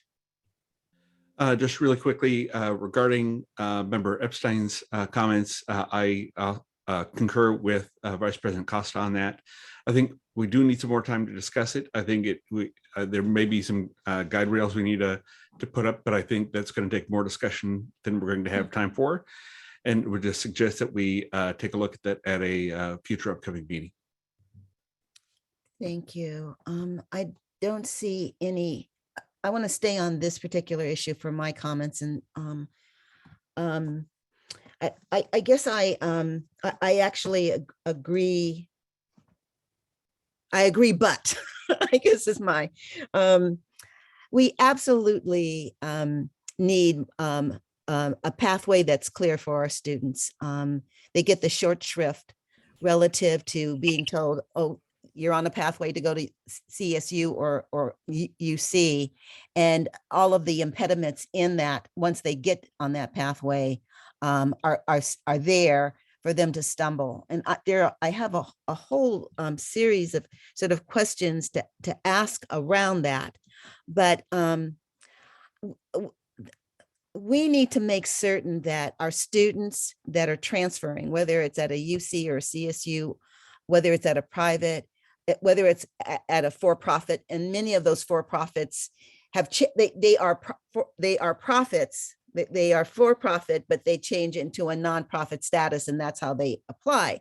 So there's a lot of things going on in how these colleges represent themselves in the marketplace. And I too am leery of for-profits. But the question for me is, do we just say out of hand without even looking at what is offered to our students and what protections our students may have with a transfer agreement? Oh, we're not going to do any for-profits. There are all kinds in the marketplace, and what we need, I think we need a set of standards and priorities relative to that. What I saw in this presentation, that there are a series of questions that get asked and get answered before somebody signs the dotted line, and I think that's critically important. And it seems to be a consistent pattern, whether it's an HBCU, which I did read an example of that transfer agreement relative to a nonprofit, relative to the APUS MOU. Much of that language is exactly the same in terms of protections. What I would like to know, are there any exceptions in, well, and you don't have to answer this now because I think it would be too hard, but are there places where there is language that requires more protection for our students relative to for-profits? Or are the questions, are the traps, and I don't mean that negatively, but those things that are required in terms of response, are they strong enough? And is our oversight clear, concise, transparent, and accountable enough that whatever that partnership is, that we will go in and snatch that MOU and use whatever power we have as 116 colleges, close to 2 million students, and say, we're not having any of this. So that may not be answered today, but those are the kind of questions that I think are critically important.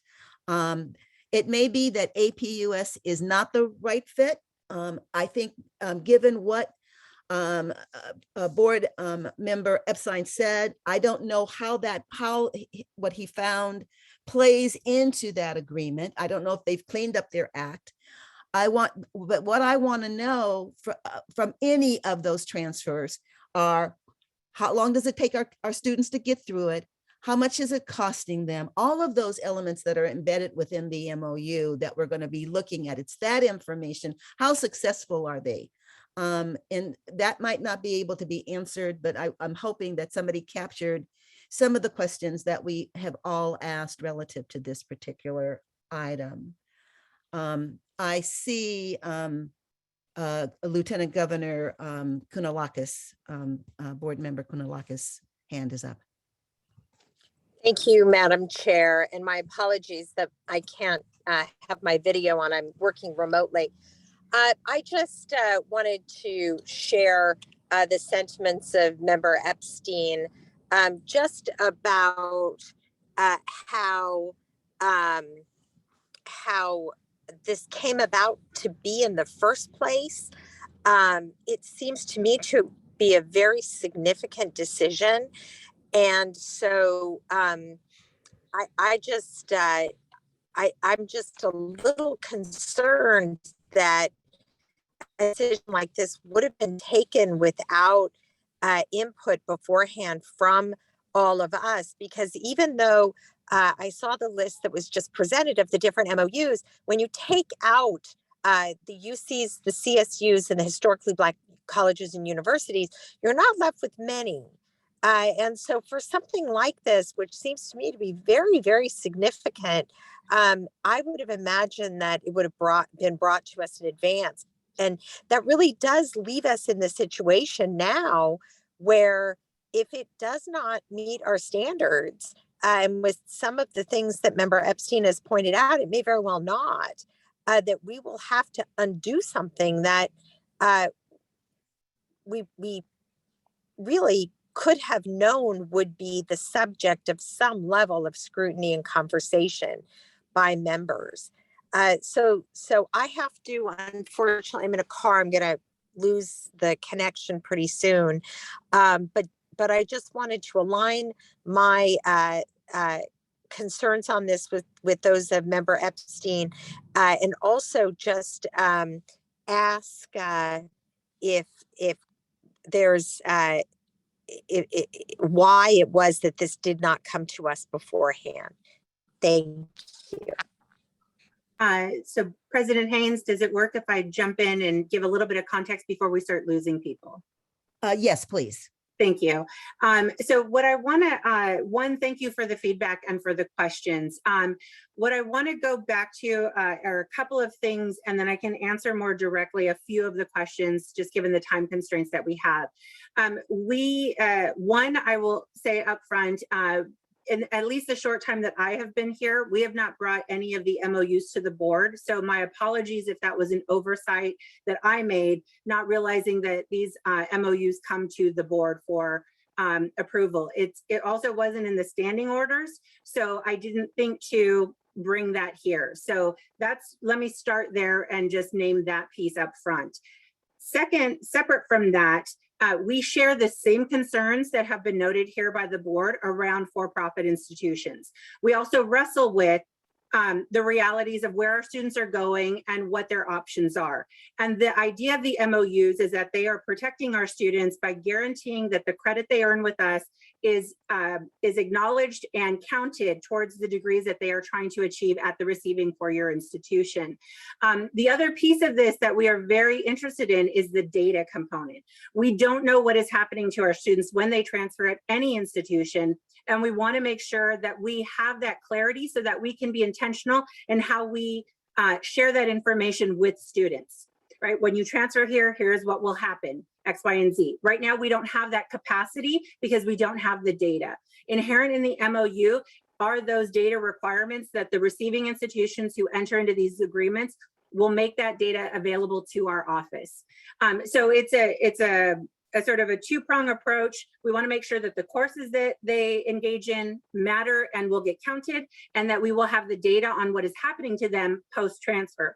The other thing I would flag here with the APUS item, the APUS agreement, is that this is where the 30 plus metrics, KPIs that Vice Chancellor Lowe spoke to, we put in place because we didn't know how we would evaluate institutions that come to us. It really started with the internationals. So you saw on the slide, we had a couple of institutions asking us to engage in partnerships, and we needed to understand when would we say yes, when would we say no. We work with national organizations to identify the appropriate KPIs by which we would evaluate receiving institutions, put that together, and have begun to use that over the past, I would say, year. So part of what we are trying to do is make sure that we are capturing the information that would be critical for us to use to assess when it is a viable institution, when it is a not viable institution. And I'll go back to what Member Williams said, which we also wrestled with, is that not all things are created equal. Right, all the for-profits, all the nonprofits. There are some for-profit, nonprofit adjacent, so they are identified as nonprofit, but they are also still operate in some ways that mirror for-profit institutions. And so we are trying to put structures in place that enable us to assess and vet all institutions, and in particular, those institutions that fall into those for-profit and for-profit adjacent categories. With that, I would say there was one more thing I wanted to note. We did, the last thing I would say, two last items. APUS did work with our academic senate to make sure all of the pathways that were noted in the agreement map to their pathways so that the courses would effectively articulate. So this agreement has been in process for more than a year as we really tried to vet the institution and check off the boxes and make sure that it aligned. And then, and Member Epstein, I see you shaking your head. Again, I apologize that I did not know that this needed to come to the board. We were really trying to do our due diligence, however. What I will also say at the very end is that our team also had conversations with APUS specifically around some of the data, the previous data points and news articles that had surfaced prior in the evaluation of this institution in order to understand what progress they had made and what outcomes had changed post those conversations and those findings. Doc, go ahead. President Haynes, I see you went off mute. I did go off mute. There's a couple of things, and I see some other hands up, but thank you for that clarification. You know, we noted that there were 400 or so African Americans that have gone through the HBCU pathways and transfer articulations. There are anywhere from 300 to 400 of our students that are already at APSU. And this was, and part of this is to at least be able to protect them with an agreement. Now I realize that there are those who are going to be absolutely opposed to that, but this is trying to be student-centered. We can't necessarily stop folks from going, but we can tell them as they're making a transition, especially if we're collecting data, this may not be the right fit for you. Let me tell you what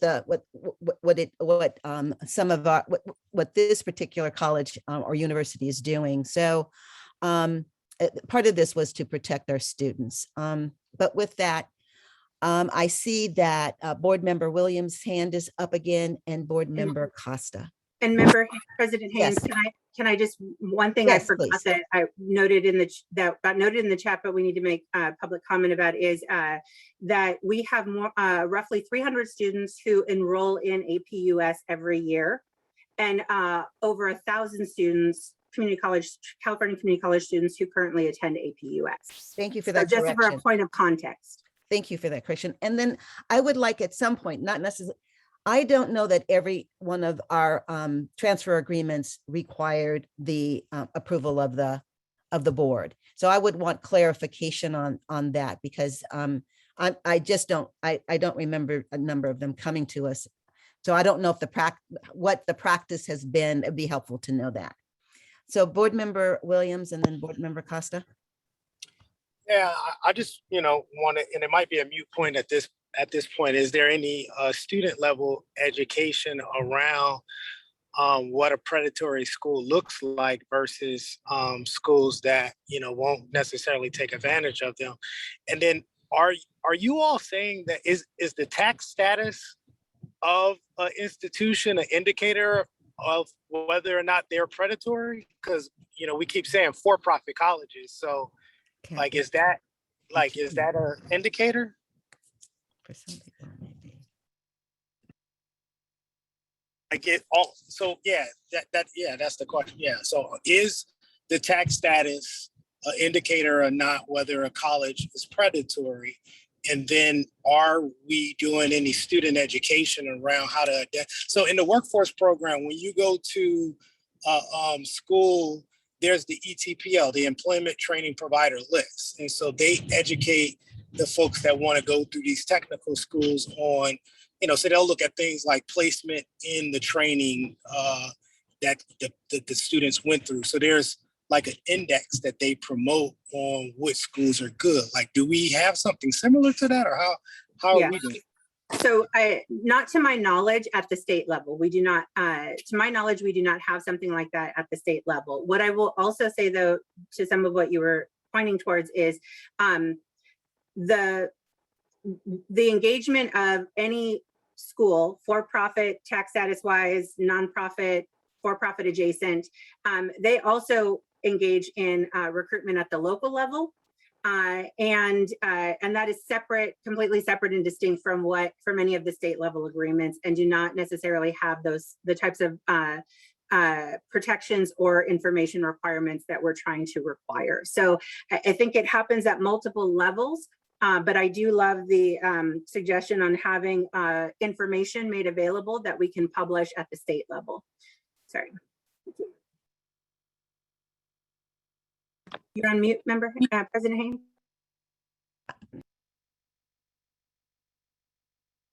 You're still on mute, President Haynes. Sorry, I mumbled to myself. That's why I put myself on mute.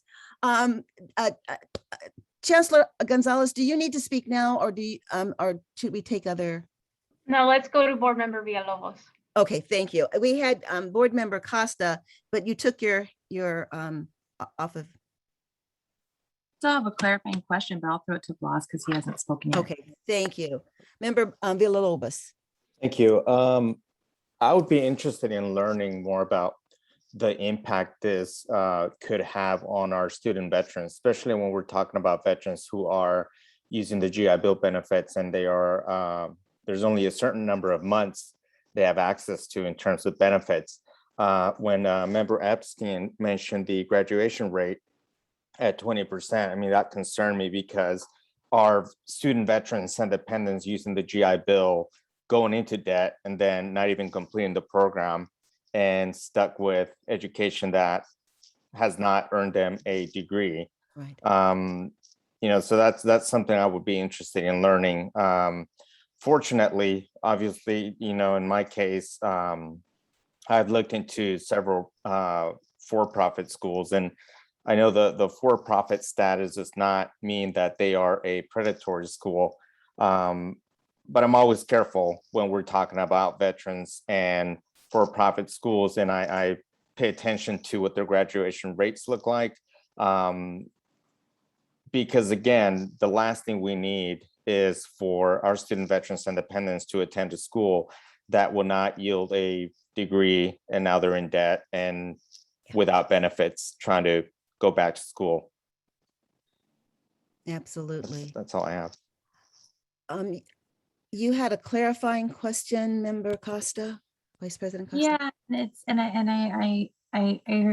I guess I'm just confused because literally in September we heard the non-discriminatory agreement, and you know, Tom mentioned that Western governors came. So I'm just kind of curious what the policy is around entering these. I think it would help us all have kind of the same understanding. So let me just answer that from the standing order perspective. These MOUs don't meet the typical thresholds that require board review. And the September board item that you mentioned, Vice President Costa does grant authority to the Chancellor to enter into these MOUs, but requires that this non-discriminatory language be included in the MOUs. We did that for a particular purpose, At the time, we talked about that our transfer MOU program was under review, and we would be coming back to the board for further guidance. And so I think this is sort of where that further guidance is needed. The fact that the MOUs are not technically required under the standing orders to come back to the board doesn't mean that there might not be a good policy reason to query the board about the MOUs, or any other policy matter for that reason. We can always go back to the board if we think it's appropriate to do that under the circumstances. So I think that it does make sense to have some further guidance from the board about how to draw this line between for-profits, not-for-profits.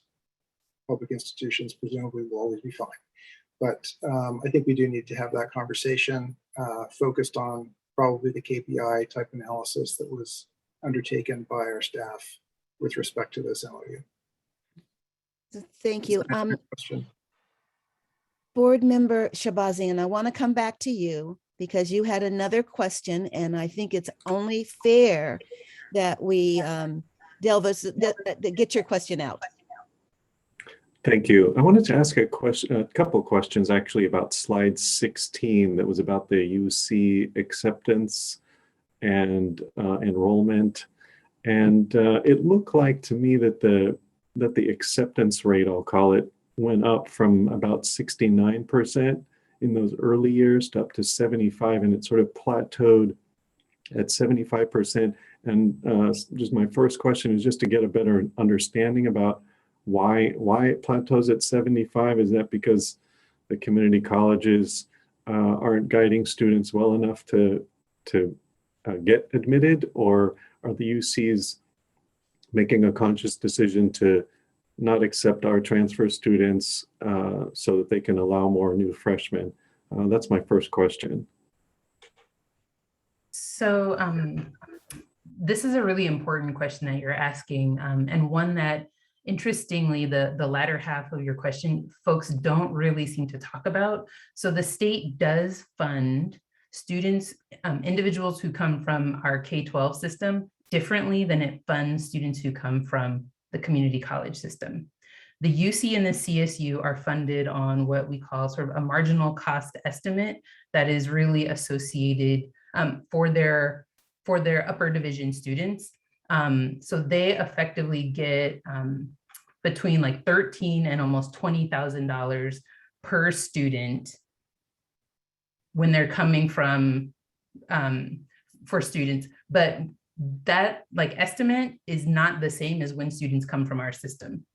And so when we think about the incentives the UC has or the CSU have for enrolling more students, really what they're doing is making a business decision, right? And I think it's a political one. I think anyone who, especially if you're a parent or a dependent, have dependents, and you think about where you want to aspire for your students to attend, I think the state has inherently, there's a little bit of a disconnect in having different funding incentives for students who are coming from K-12 versus those that are coming from our system. It's one I would love to explore more, when I have more time, but I think that it is critical, right? The numbers are showing that there are plenty of students who are getting in, and we've started conversations with the UC about why students are not being admitted. I think by and large, we should assume that students who are applying to the UC know and understand that it is strict. However, I think to bring back some of what Executive Vice Chancellor Alvarado mentioned, we all know, especially with UC Berkeley and UCLA, these institutions are very competitive. So you may be told that you are eligible, you meet the eligibility criteria to get in, but you indeed may not get in to A, the campus that you're choosing, and B, the major that you're choosing, right? So even though it says on that slide, maybe 8,000 to 9,000 students are not admitted, this is at the system level. And so part of asking for more robust data is getting data on who's admitted to which campuses for which majors, and then where are they accepted or rejected, so that then we can really understand what it is students are really dealing with. But right now, the information we have, much of which for CSU and UC comes from their own dashboards, is significantly incomplete. And given that with the cost stuff, it makes it very difficult to understand if they could take more students, why they're not really able to. I think we have to really acknowledge there may be a business issue that the state should really potentially provide more guidance on. Thank you. It sounds like there might be an opportunity to partner with them on some legislative or budget changes to resolve that, but it seems like that might be part of the issue to deal with. I wanted to ask about, and I know there's limitations with the data that we have, but if we were to disaggregate that data in terms of the acceptance rates, if we were to disaggregate that, what would it look like? And then second part of that, what are the demographics of the UC students, and are they sincerely trying to become more representative of our state's demographics? You have all the very good juicy questions. So we don't have admissions data. So that's, I think, part of the conversations that have been started in the last couple of months with both the CSU and UC, is to get information on who's applying, where they're admitted, again, campus specific, and the major and like GPA that they're having when they apply, because right now we don't have any information on that.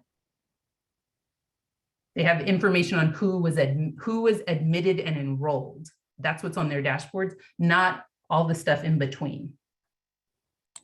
Sounds like there's a lot of work to do, but thank you for helping us get there.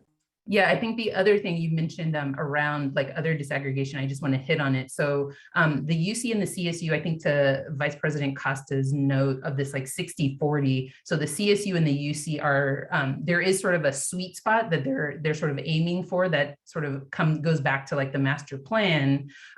What is also something that's been under consideration is in our talks with them, and particularly with UCOP, they have an office called like IRAP, something like that, Institutional Research something. Anyhow, the calculations they do that suggest that they admit that they have two for every 2 students or couple of students who come in, like it's a 2-to-1 ratio. That methodology, not at all transparent. So we also so we don't know. So we've been asking them, they're sort of talking about like, that's one part of their dashboard, but not represented everywhere. And so there's a lot of like sorting and sifting that we're trying to do to make sure we fully understand how they're meeting the goals that they, have reported to their board that they've met, but then also what that means for our students and our system in practicality, in reality, because when you look at some of our data put together in its silos, it doesn't all add up. So we are after the bewitching hour of 5 o'clock. And so I really appreciate board members sort of hanging in here and staff. And hopefully we will get through the next 2 items. But before we do that, Acting Chancellor Gonzalez, did you have a comment to make? No, thank you, President Haynes, board members. I was just going to suggest that we re-agendize this item. And I wanted to just highlight 2 things that I heard very clearly. One, we are not on track to meet our transfer goals and the vision for success. And 2, we have to remember what our purpose is, right? What I like to say is my job is not to judge or shame students where they enroll or where they choose to apply. Our job is to remove barriers. And so I think as we think about this item for the next meeting, we need to differentiate between the guidance provided by this board to change the processes for these MOUs, the ability to advance equitable transfer, which means holding all of our partners accountable. And we have heard you loud and clear on the work ahead, particularly with our public higher education systems. And then the last piece, which is what was raised by Member Epstein, which is if APUS is not a good fit, then that needs to be terminated. And so I would like to suggest that we bring that back at the January board meeting and that we work closely with our vice president and the president on the APUS item, as well as cleaning up any procedural changes in the standing orders related to MOUs. Thank you for that. I am going to go to public comment. The public comment period for item 5.4 is now open. Please use the raise hand feature to make a comment to the board. If you are calling in, use *9. A member of the Chancellor's office will call on you and allow you to address the board. You will have a maximum of 3 minutes. This item did not receive any written comments, and I will hand it over to Gary for hands raised. So we do have several hands raised. Let's start with Katrina Linden. You have control of your mic and can address the board. Great. Well, good evening, Katrina Linden on behalf of the Campaign for College Opportunity. Thank you, President Haynes and members of the board for the opportunity to comment today. I would like to elevate our concerns with the Chancellor's Office partnership with the American Public University System, which, despite its name, is a for-profit institution based in West Virginia. We are glad that the California community colleges are looking to expand acceptance of the associate degree for transfer to ensure that students have the most options available to them to transfer and earn bachelor's degrees. However, they must be diligent to ensure that partnerships do not direct students to institutions that have low graduation rates and can be considered predatory. This includes for-profit colleges like American Public University System. According to the college scorecard, the American Public University System has an 8-year graduation rate of 22%. In terms of loans, 27% of graduates who took out loans are in forbearance, and 21% were not making progress, 19% defaulted. As mentioned during item 5.1, among Black students who transferred from a community college, 38% went to a for-profit college. Additionally, our State of Higher Education for Black Californians report showed that Black students are already overrepresented at for-profit colleges, with 1 in 10 students at a for-profit being a Black student. More concerning, 93% of Black students, or 2,325 students who attended a for-profit college, left college without a degree within 6 years. These are very concerning statistics. As the system continues its commitment to ensuring an affordable, timely path to college completion, we hope that the California Community Colleges Chancellor's Office and Board of Governors are watching closely the institutions to which we encourage our graduates to apply. Thank you for your time and continued partnership as you work to ensure college success for all Californians. Thank you. Next, we have Virginia May. You have control of your mic and can address the board. Thank you. Thank you, President Haynes and members of the board, and thank you to the Vice Chancellors for this presentation. Well, I have a little bit of good news to share. My name is Ginny May. I am Vice President of the Academic Senate for California Community Colleges. And I just wanted to let you know a little bit about the transfer alignment project that we have been working on. And this is really in response to a resolution from the Academic Senate in fall of 17 to align our transfer model curriculum, which is the template under which the ADTs are designed, and to align that with the UC transfer pathways. So in 2019-2020, when COVID hit, we were in the process of beginning this project, and we did examine 7 transfer model curriculum, or ADTs, and some of those we were able to align. Some of them we were not able to align. But in a big picture, the transfer alignment project is to look at the 20 UC transfer pathways and compare them with our transfer model curriculum, or ADTs, and see if we can align them. And when we can do so, make it so and tell the students about it. And then where pathways cannot be aligned, then clear documentation on the rationale and benefits of separate pathways to students and the public needs to be communicated broadly. In addition, we'd like to re-examine some of those pathways that appear to not be able to be aligned very well, and re-examine the transfer model curriculum and the UC transfer pathways, and see if some modifications to the transfer pathway, the UCTP, could be made. So that's where we're moving on this. We're looking at 3 more disciplines this year, and then we're going to move into phase 3 to really dive down deep and pull in the discipline faculty from all 3 segments for each of those 20 UC transfer pathways to have these discussions and really examine how we can align the pathways together. Thank you. Thank you. Next, we have Wendy Brill-Weinkoop. You have control of your mic and can address the board. Good evening. I'm Wendy Brill-Weinkoop, President of the Faculty Association of the California Community Colleges. I'll be very brief. With the passage of AB 928 and more students being placed on the ADT pathway, it's FACT's hope to collaborate with the system practitioners to find real solutions to barriers to transfer.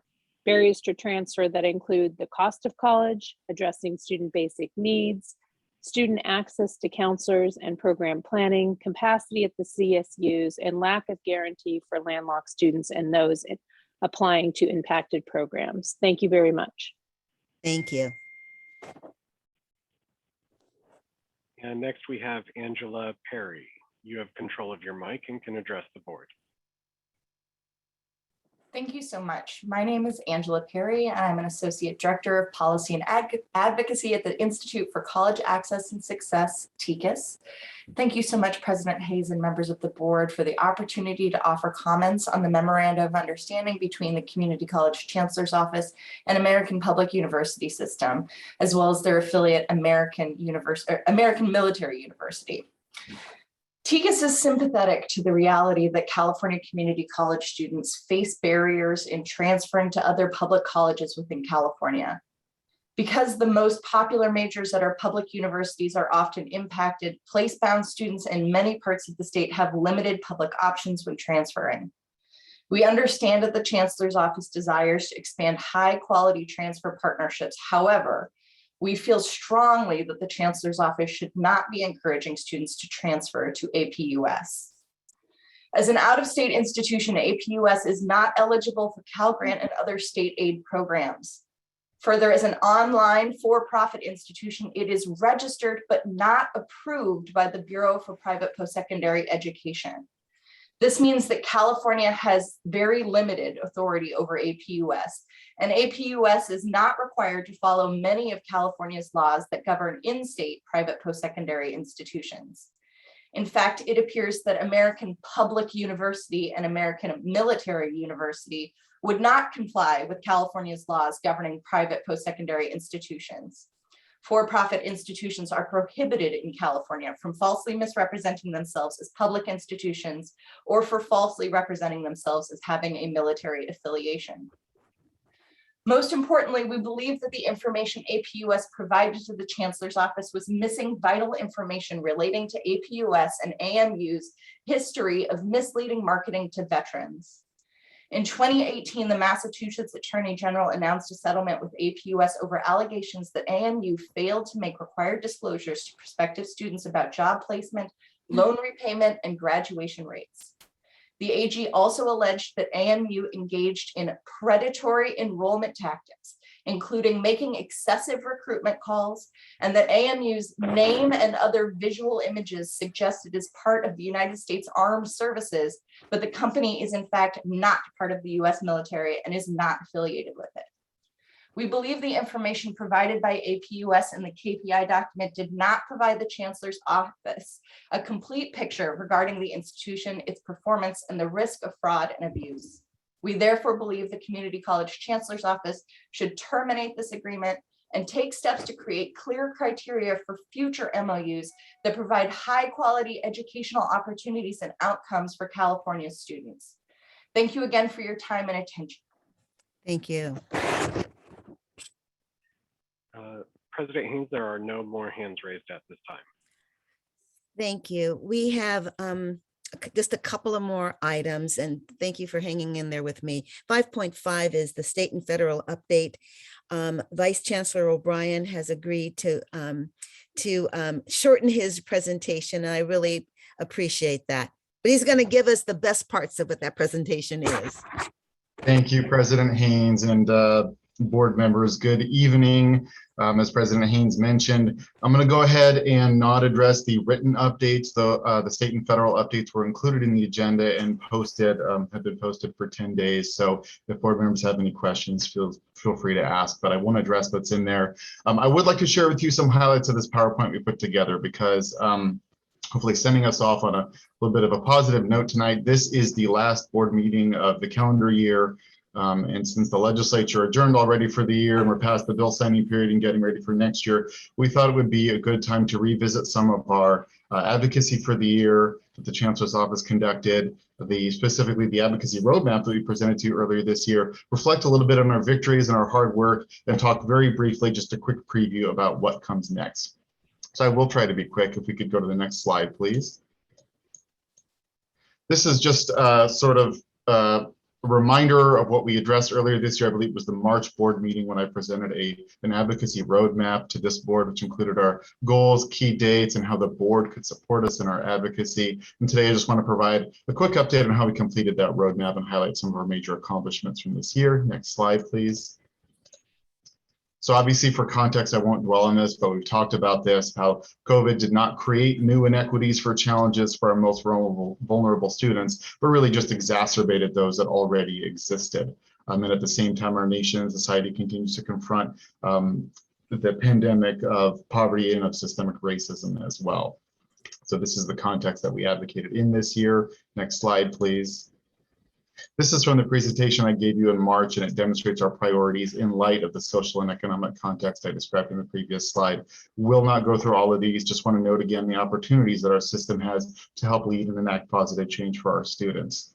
And on the next slide and subsequent slides, I will talk a little bit about some of the highlights of our advocacy this year. So over the course of this year alone, led by government relations and in concert and partnership with our fellow divisions and leaders here at the Chancellor's Office, we held 294 advocacy meetings with a total of 134 distinct stakeholders and advocacy partners and organizations to advance our advocacy priorities, including last year's system budget request and our legislative principles, which were brought to the board earlier this year.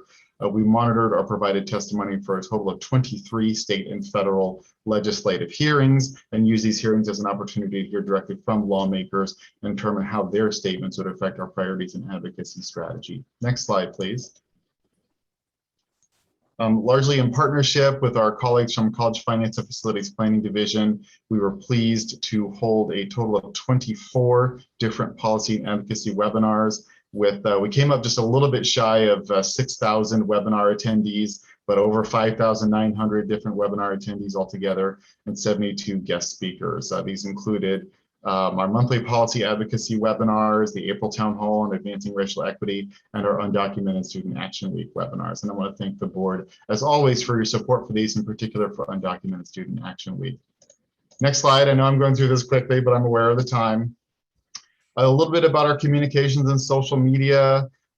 We had a total of nearly 2,800 Twitter interactions, over 5,000 website views, and submitted a total of 30 advocacy letters in areas such as state legislation, Cal Grant reform, and America's College Promise. Just want to share with you some of the materials and flyers that we put out. These included our 4 major advocacy campaigns this year, our federal virtual fly-in. We're used to calling it the fly-in, but it was a virtual fly-in this year. Our social media advocacy week in April, Undocumented Student Action Week, and our America's College Promise federal advocacy this fall. And on the next slide, just a little bit about our advocacy results and major victories. So as you know, we saw historic new budget investments in financial aid, mental health, and basic needs, received a total of $3.5 billion in new funding, significant new investments. We secured amendments on legislation to advance our priorities, as well as to address some of our concerns. You know, what's not on here, one of our biggest priorities for the year was Cal Grant reform, as this board is all too aware.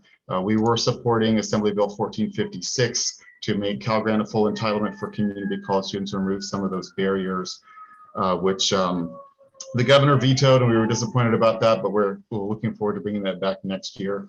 I do want to note, just relevant to the last agenda items on AB 1456, we had called for amendments to actually make for-profit institutions in California ineligible for state Cal Grant funding. We were disappointed that amendment was not taken and that advocacy organizations like the Campaign for College Opportunity did not join us in supporting that amendment. Next slide, please. Just a little bit about our roadmap for 2022, reference that we will be bringing a new set of legislative principles to the board in January, as we do every year. This board approved our system budget proposal in 2022-23, and the bill introduction deadline is February 18th. All right, I went through that pretty quickly, but we're after 5 p.m. So if any board members have questions, I'm happy to address them. I see a hand up, Vice President Costa, and then Member Terra-Silva. Add transfers to your list, David. I think based on the last item, we really need to have a policy discussion and proposal around transfer. Absolutely. Thank you, Vice President Costa, for bringing that up. What we don't have in here, and I appreciate the mention, is kind of an overview of those major priorities. But in January, we will be bringing that to the board, and that will be one of our top major priorities, is sort of determining what the next steps are around transfer, and the committee that AB 928 created that the Chancellor's Office will be chairing for the first 2 years. Thank you. Board Member Terra-Silva. Thank you, Board Member Costa, for bringing this up. This definitely requires more discussion as we're taking a deep dive into the transfer and what it means for the students and how we can help the students to transfer successfully. One of my points for this item was that our priority as a board is always to uplift the student success as the northern star of all decisions and every single vote in this room, but rather Zoom. So when the Chancellor's Office is considering the position on the legislation, and which principle it shall be applied to. Well, obviously, most of them focus on some aspect of the student educational journey. However, I have noticed in the past year that some legislations did face the conflicting principles. And as we are anticipating the second year of the 2-year legislative session with hundreds of additional bills with critical initiatives for the student success, in the interest of time, I would just like to ask President Haynes and Chancellor's office team to look into this issue when multiple principles collide and consider adoption of the overarching principle to always uplift student success and voice in case of such conflict. Thank you. I've made a note of that. I don't see any other questions relative to this item. Is there any public comment? The public comment period for item 5.5 is now open. Please use the raise hand feature to make a comment.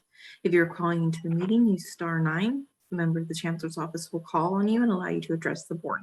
You will have a maximum of 3 minutes. This item did not receive any written comments, and I will hand it over to Gary for any hands raised.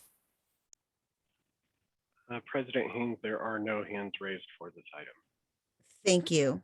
Then we're going to move on to item 5.6, that is contracts and grants that were approved by the board president. Executive Vice Chancellor Navarrete is presenting on this item. Thank you very much and good evening, members of the board. I will be very brief. The final information report, or item 5.6, not the final, apologize. It provides you information on contracts and grants that were entered into in between your meetings that were approved by your board president. This item includes just one that includes multiple awardees, and it's 8 direct assessment competency-based grants as part of the CBE pilot that we were very excited to launch. Lots of details included here, including some of our goals for this new effort and how this aligns to our efforts to continue to provide flexible learning and meet the needs of our post-traditional students. Happy to answer any questions. Board member comments on this item? I don't see any hands raised. Is there any public comment? The public comment period for item 5.6 is now open. Please use the raise hand feature to make a comment to the board. If you're calling into the meeting, use *9. A member of the Chancellor's office will call on you and allow you to address the board. You will have a maximum of 3 minutes. This item did not receive any written comments, and I'll hand it over to Gary for any hands raised. President Haynes, there are no hands raised for this item. I almost want to cheer, but that's not polite. So there's no public comments, no board comments. We're now down to 5.7, which are board member reports. And I would ask if it's not a burning desire, please keep your hand down. If it is, then I absolutely. So I see that our student board member has his hand raised, and board member Shaw. So we'll start with our student board member Elizondo. Good evening for real this time. And I will be very brief. I had multiple things I wanted to touch on, but I do have a hard stop at 5:30, and I have one item that I do feel the board needs to be aware of. Regarding our last meeting, we had an item on the agenda for pass no pass policies. And I did notice it was not on this agenda when we were supposed to do a second read. And so I just wanted to encourage the Chancellor's office to continue looking at those policies. I know that we are in some revision states now, but I just think that it's important for our students as we're moving back to in-person teachings, and some of the flexibility that has been offered throughout the pandemic is now slowly being pulled away from our students. And I think that this extension of pass no pass, and even looking at the withdrawal policies like I previously mentioned, is very important moving forward. With that, I conclude my comments, and thank you. Thank you for bringing that, reminding us of that. Thanks so much. Board member Shaw. Yeah, and I just want to take this time to commend Daisy for her extraordinary leadership, her courage, her professionalism, and I want to ask her what's the most important thing she learned But I know one thing, she's developed a tremendous capacity for moving forward and moving us all forward too. So I'm just dying to see what she does next. I'm certain she's gonna stay with us, but I mean, after that, what an extraordinary opportunity and what a gift you've given to us, Daisy. What a gift. Thank you for those comments, Board Member Shaw, because I think that there's a unanimous feeling about our acting chancellor and her contribution sitting in that seat. So I shouldn't speak on behalf of all of my colleagues, but I see the heads nodding. Thank you so much for your service on behalf of the Chancellor's office, but on behalf of the Board of Governors and absolutely on behalf of the students. They were delighted to see and to know you better as you walked and told your story across the colleges that you were able to attend. Member Teresova? That's not going to be a report, I promise. It's another Okay. celebration. So I just wanted to highlight Board Member Rawlings and Grande and thank them for always welcoming the student perspective and helping us design with the student in mind. We were so fortunate to have you, and it was really an honor to Zoom serve with you alongside during this past year. Thank you. Well, I think you speak for us as well. With any luck, the governor's going to reappoint both of us. But That's how I we'll hold feel. him to it. I have positive energy, so I don't want. I'm not saying goodbye or even hasta la vista. You're Right. coming back. So with that, we're going to go to public forum. Public forum is now open. Please use the raise hand feature to make a comment to the board. If you're calling into the meeting, use *9. Member of the Chancellor's office will call on you and allow you to address the board. You will have a maximum of 3 minutes. We did receive 5 written comments on this item, and I will hand it over to Christina for the details. Board President Haynes, for public forum, there were 5 written comments received by a former community college student, our public in the California college communities, and a letter from the California legislature. These comments are posted to the board agenda for viewing. My colleague Gary will call on those who wish to provide live verbal comment to the board. As a reminder, for those who have already submitted their written public comment, we have received your comment, and please ask that you do not raise your hand to allow others time to comment. Thank you. Thank you. We do have several hands raised. Let's start with Rebecca Dahl. You have control of your mic and can address the board. I am calling to give my public comment because my written comment was not included in the board packet. Dear Board of Governors, since your May 7th advisory letter regarding the COVID vaccine mandate, encouraging community colleges to implement the mandate, I have watched in dismay as districts have willfully implemented medical discriminatory policies. Since when does the lack of an education code law mean that a public community college can openly discriminate based on medical status? There is a reason community colleges are not included in the immunization ed code. There is no public health guidance requiring you implement a vaccine mandate at your community colleges. How can you allow all students to attend regardless of legal presence and then turn around and deny students access to equal education based on medical status and whether you believe their religious beliefs? And I want you to focus on whether you believe their religious beliefs, because I'd like to know, if one of your professors or a student needs to wear a turban, do you make them prove their religious beliefs?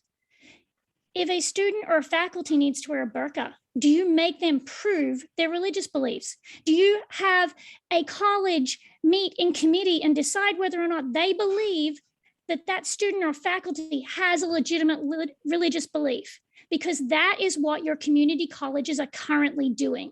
They are meeting in committee, they are reviewing religious exemptions and deciding whether or not they think somebody has a legitimate religious belief. That's not okay. That's blatant discrimination. And they've attached to that the ability to attend campus.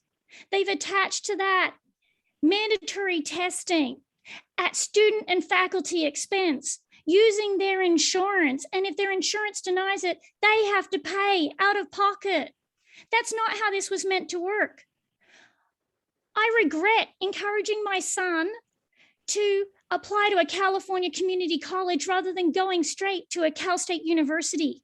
You have more rigid policies than the Cal States and the UCs that these students were hoping to transfer to. And allowing your individual districts to not only discriminate based on medical status, religious status, and then pulling the online classes and making it impossible for students to actually meet the transfer requirements. 30 seconds. These students have no option but to go out of state because you've removed all educational hope for them. You should be ashamed of yourselves, and you need to change your direction and change the advisory to make it legal for all students rather than discriminating against some. Thank you. Other comments? Rachel Maxim, you have control of your microphone and can address the board. Thank you. Good evening. I'd like to start by reading some words from a friend who is unable to make this meeting tonight, so I'm reading this on her behalf. I'm commenting about the discriminatory practices being employed in COVID management on sports teams.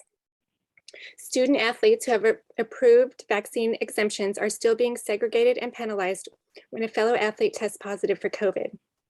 They're being denied training and practice when someone else tests positive, despite being negative themselves, because of their vaccination status. Yet vaccinated athletes are able to continue to train and practice. Why? The vaccinated carry, spread, and are infected just the same as the unvaccinated. Is it not enough that exempted students have to submit to weekly testing? Why are healthy students being penalized? The science does not back up the requirements anymore. We're seeing that vaccination does not prevent infection. These kids and young adults have endured a tremendous amount of hardship over the past 20 months. Playing the sport they love is a chance to find normalcy, and it's an outlet for them. Removing from them the opportunity for routine, exercise, health, and camaraderie is so frustrating. These are healthy students. COVID is not a threat in this demographic. The mental health threat to these kids is far greater. The freshman athletes have not had a normal year of play since they were high school sophomores. Please, I beg you to look into this issue. Healthy kids with a negative COVID test should be able to train, practice games with their teammates, regardless of vaccination status. My son has been in close contact with COVID positive teammates, some vaccinated, 3 times now, being quarantined from practice for weeks, even though he has not had a single positive test. Please consider updating the policy to better reflect the current science. That's the end of the letter. Now I ask you, how is this not a barrier to equity? This is clearly discrimination. And in this case, it's religious discrimination. And this is happening all over the state. It's not an isolated incident. You mentioned the decline in enrollment. You acknowledge that decisions you make now will be critical to whether education in California thrives or flounders. It is floundering now. And this type of discrimination and policy mentioned in this letter is one of the many reasons that people are looking to things such as trade schools.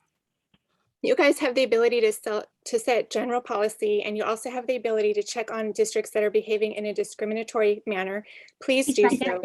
Also, please note that many families will be continuing to leave the California community college system. When you look at shrinking enrollment, please don't ignore your role in that problem. You keep saying that your job is to remove barriers. Please do your job. Thank you. Thank you. Next, we have Demi Kirkby. You have control of your mic and can address the board. Good evening. Firstly, I would like to say thank you to the Board of Governors for this opportunity to have my voice and my experience heard here today.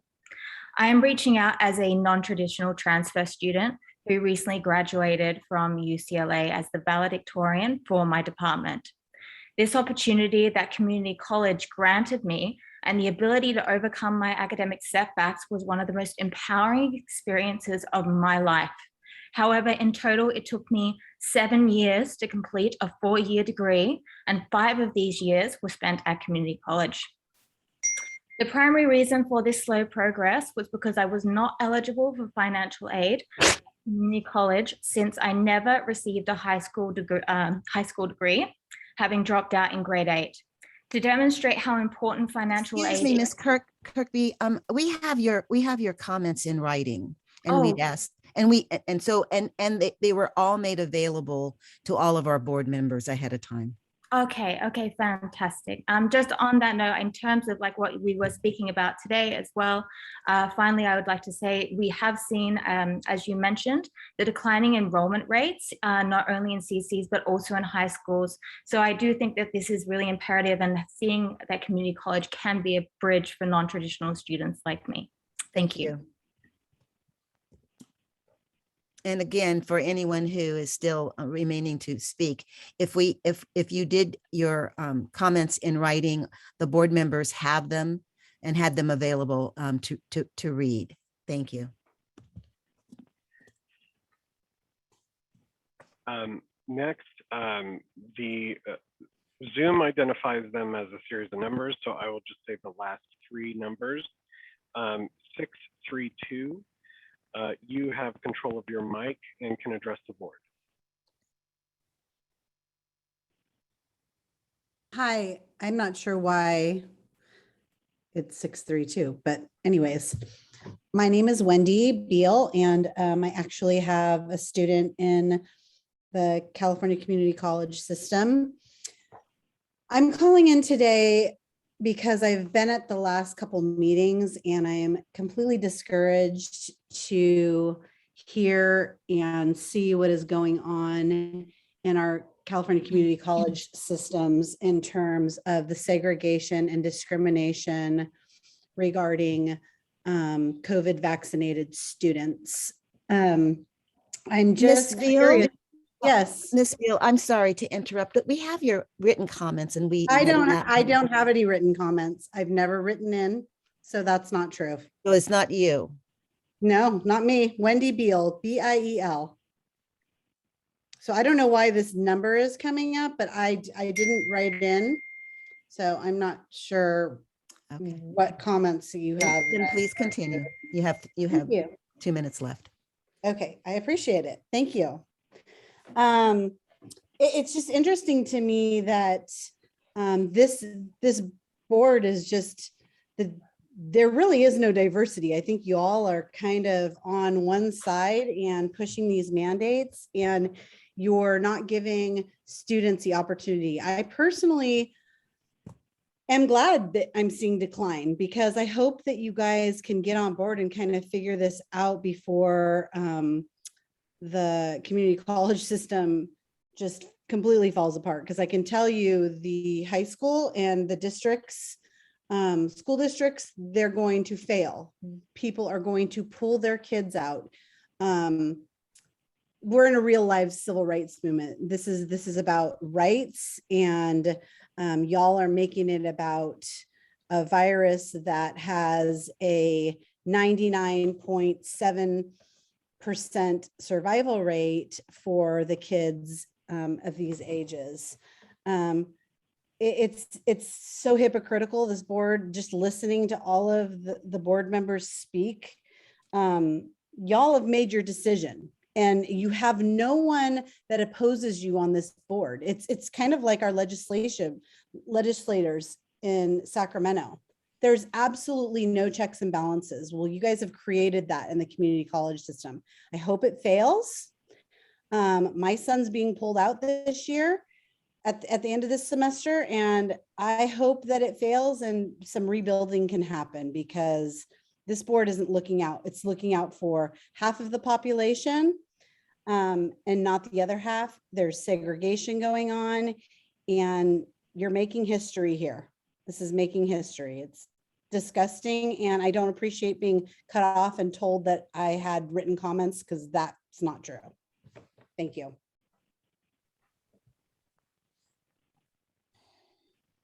The last hand we have raised is Ronnie Broyles. You have control of your mic and can address the board.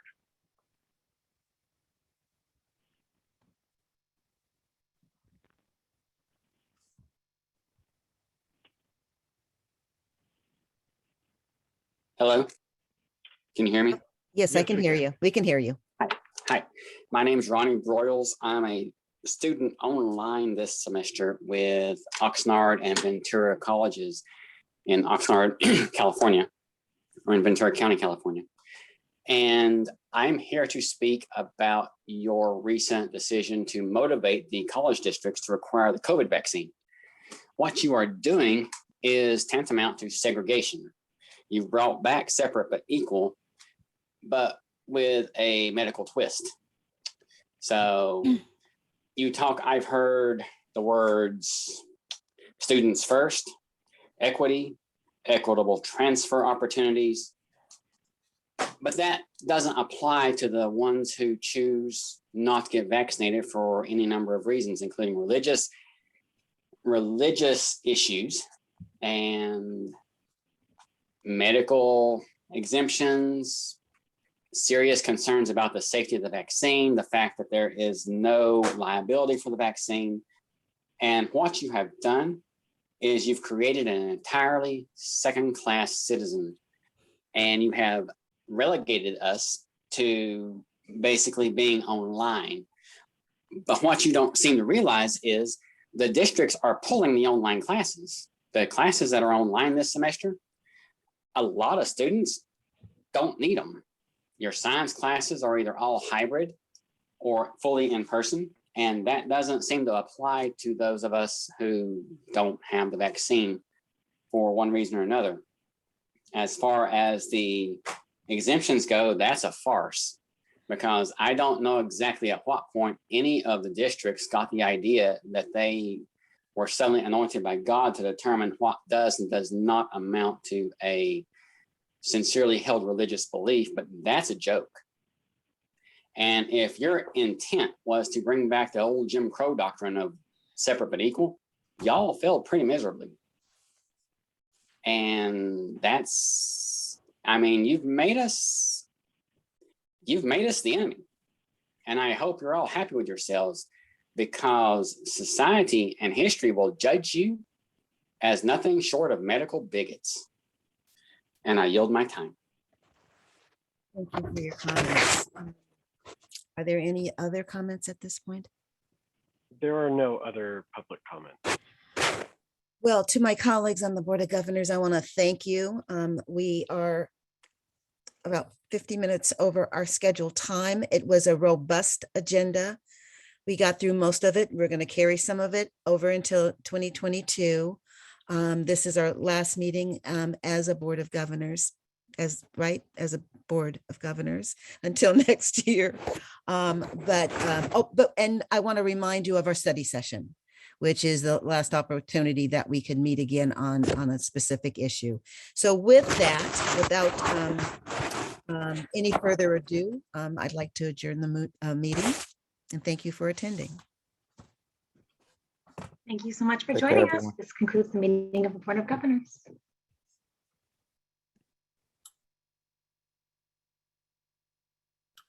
Let's see.